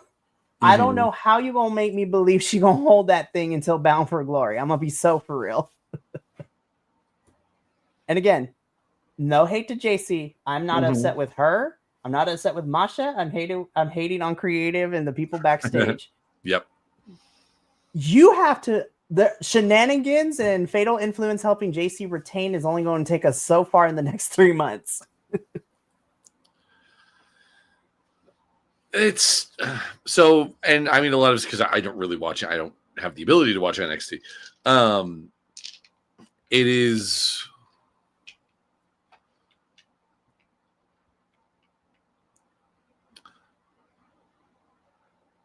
I don't know. Like, I've been saying all night, I've been saying all day that I am trying very hard to not think as hard about stuff, you know? Right.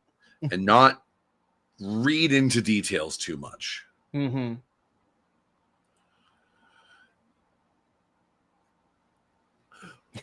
But yes, I feel you on that. I it really is do, like my that. friend. It's just how I do. It's just my brain keeps working. You know, like there's very little I can do about that. So the fact that we do have that the TNA champion, both the women's and the men's champion for TNA are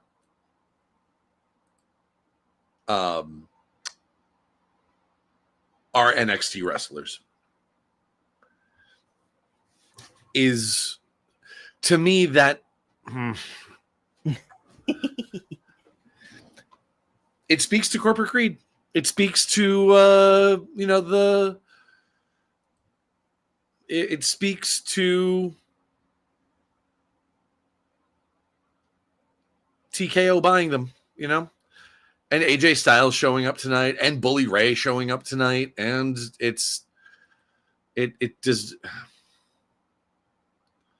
can't speak for anything behind the scenes, but like at this point, do I really have to? Yeah, I mean, so because I don't disagree with you wholeheartedly. Mm-hmm. I mean, and we've talked about this a lot this year. Like, even when we started first getting NXT and TNA working together, I'm just like, eventually WWE, as the monopoly they're gonna probably end up acquiring TNA at some point. Which I do not live in the land of delusion, and all the hosts know that is going to be the thing inevitably, probably. Yeah.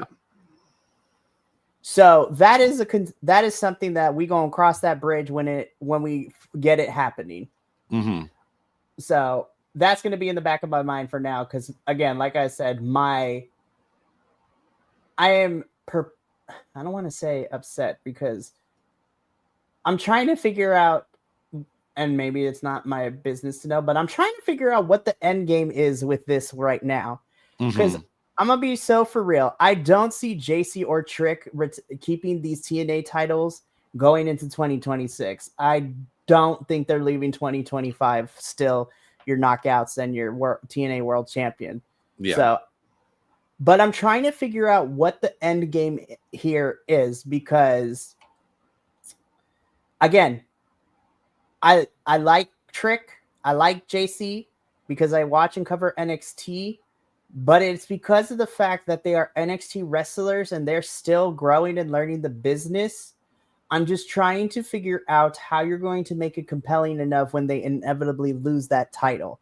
And the bigger question is to who? Obviously, because Joe getting pinned here, I'm pretty sure Mike is now the only option truly left. And I think Mike will probably, if not sooner, I honestly think that Mike will leave Bound for Glory as champion. Mm-hmm. At least I hope so. With the TNA Knockouts Championship, I love all the women on the Knockouts roster in TNA, but outside of Masha, I honestly don't know who else they would put the title on. Yeah. And yeah, so that's where I'm at. And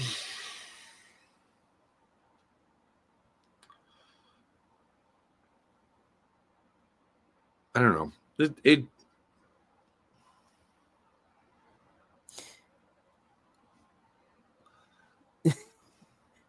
There's a lot going on. Yes. There's I definitely want to see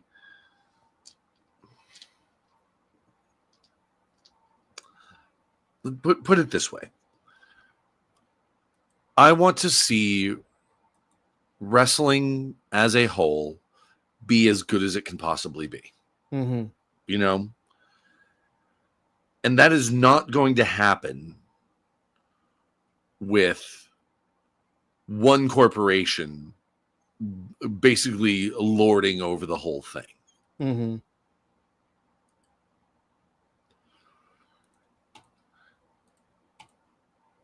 And I know it's not going to be one corporation lording over the whole thing because, for all of its efforts, for all of its, leaning into, basically wanting to get bought out by TKO, and they're like, and a lot of that is rumor and hearsay, it's like we can speculate about that till we're blue in the face, but we don't know for certain until it happens. Because none of us is in the writer's room. None of us is on creative. Nope. So, we'll get more into it because I would love to have the full panel when we review Slammiversary on Friday to start picking each other's brains, and also everybody get some time to process everything that went down at Slammiversary too. So, I will say, putting my feelings aside and my perplex / intrigue into what the road to Bound for Glory looks like, I will say, despite all that, I still thoroughly enjoyed myself for Slammiversary. Yeah, it was a good show overall. I think it was a solid show overall, and I feel like we definitely closed out some stories leading into Slammiversary. So, like, for sure, now that Moose no longer is X Division champion, yes, Leon Slater can begin his championship run. It seemed we might be getting a babyface system in some capacity. We might get a reunited Matt Cardona and Brian Myers as a tag team. Interested to see how the fourth rope stuff plays into it because they did win over our TNA trio of Mance, Jake, and the international champion, Steve Macklin. So we might get something there. Again, the inspiration said that they got someone they're going to call. So who knows who might even the odds against the Elegance brand. So that might be fun. And you know what? Surprisingly, I'm interested to see where Indy Hartwell goes from here. Now that she got a big win over Tessa tonight, I'm interested to see, does that lead her to possibly maybe challenging for the Knockouts title at some point? And also, Ash still has that #1 contendership too. So that's also something which Ash will probably have at one of the B-level pay-per-views. And then we move on to some big opponent for that championship. But so overall, still a solid show. I enjoyed it. I'm going to be so for real. I think despite the questions that happened tonight, I actually enjoyed this a lot more. And I think that's because we got to watch it together. Yeah. So, and honestly, these watch-alongs are a lot of fun. And I'm actually really happy because due to scheduling issues, this is the only TNA Big 4 pay-per-view so far this year that we've got to have a watch-along for. Things didn't pan out for Genesis in January. We couldn't have a watch-along for April Rebellion because I was there live. But you know what? And like I said before, we getting Will to Bound for Glory in some capacity. So the GoFundMe is now live. I wish. No, but we're gonna get Will to. I want to get Will to Bound for Glory, especially in his area, where it's reasonable for him to get. But that is going to be it for us here. Will, I cannot thank you enough. I had such a fun time. Yeah, definitely, man. And you know what? I really liked it. We make a pretty good team. I'm not gonna lie. Yeah, if only we could watch it on a stream that's actually synced up, so I'm not sitting here going like, "Oh man, I'm gonna spoil that bit for him." So it worked out for sure. But the TNA crew will be back on Friday to review Slammiversary. So the panel will be here, myself, Radio Will, JT, and you know what? We gonna talk because there were some fun times and also some questions, but we can dive all deep into that on Friday. Again, we have a full packed week out with a bunch of reviews. We got AEW on Tuesday, NXT and CMLL on Wednesday. We're reviewing Mystery Wrestling 17 on Thursday, so that one's going to be fun to do. On Friday is Slammiversary, and then, we're back to a normal schedule for this week, and then 2 weeks is going to be jam-packed as well because everybody else is throwing promotion-based pay-per-views. But we got to get up on out of here, so thank you so much for tuning in to our watch-along of Slammiversary. Again, the review will be this Friday at 7:30 p.m. Pacific, 10:30 p.m. Eastern. From all of us here at the BC WrestlePod family, remember, take care of yourself, love one another, and especially in these trying times, it is important that you always remember, too, that you deserve to finish your story. We will catch you for another jam-packed week this week of reviews and crazy times. But until then, this is Sayonara, adios. And from Mikey El Jefe of BC WrestlePod, have a good night. And until next time, peace.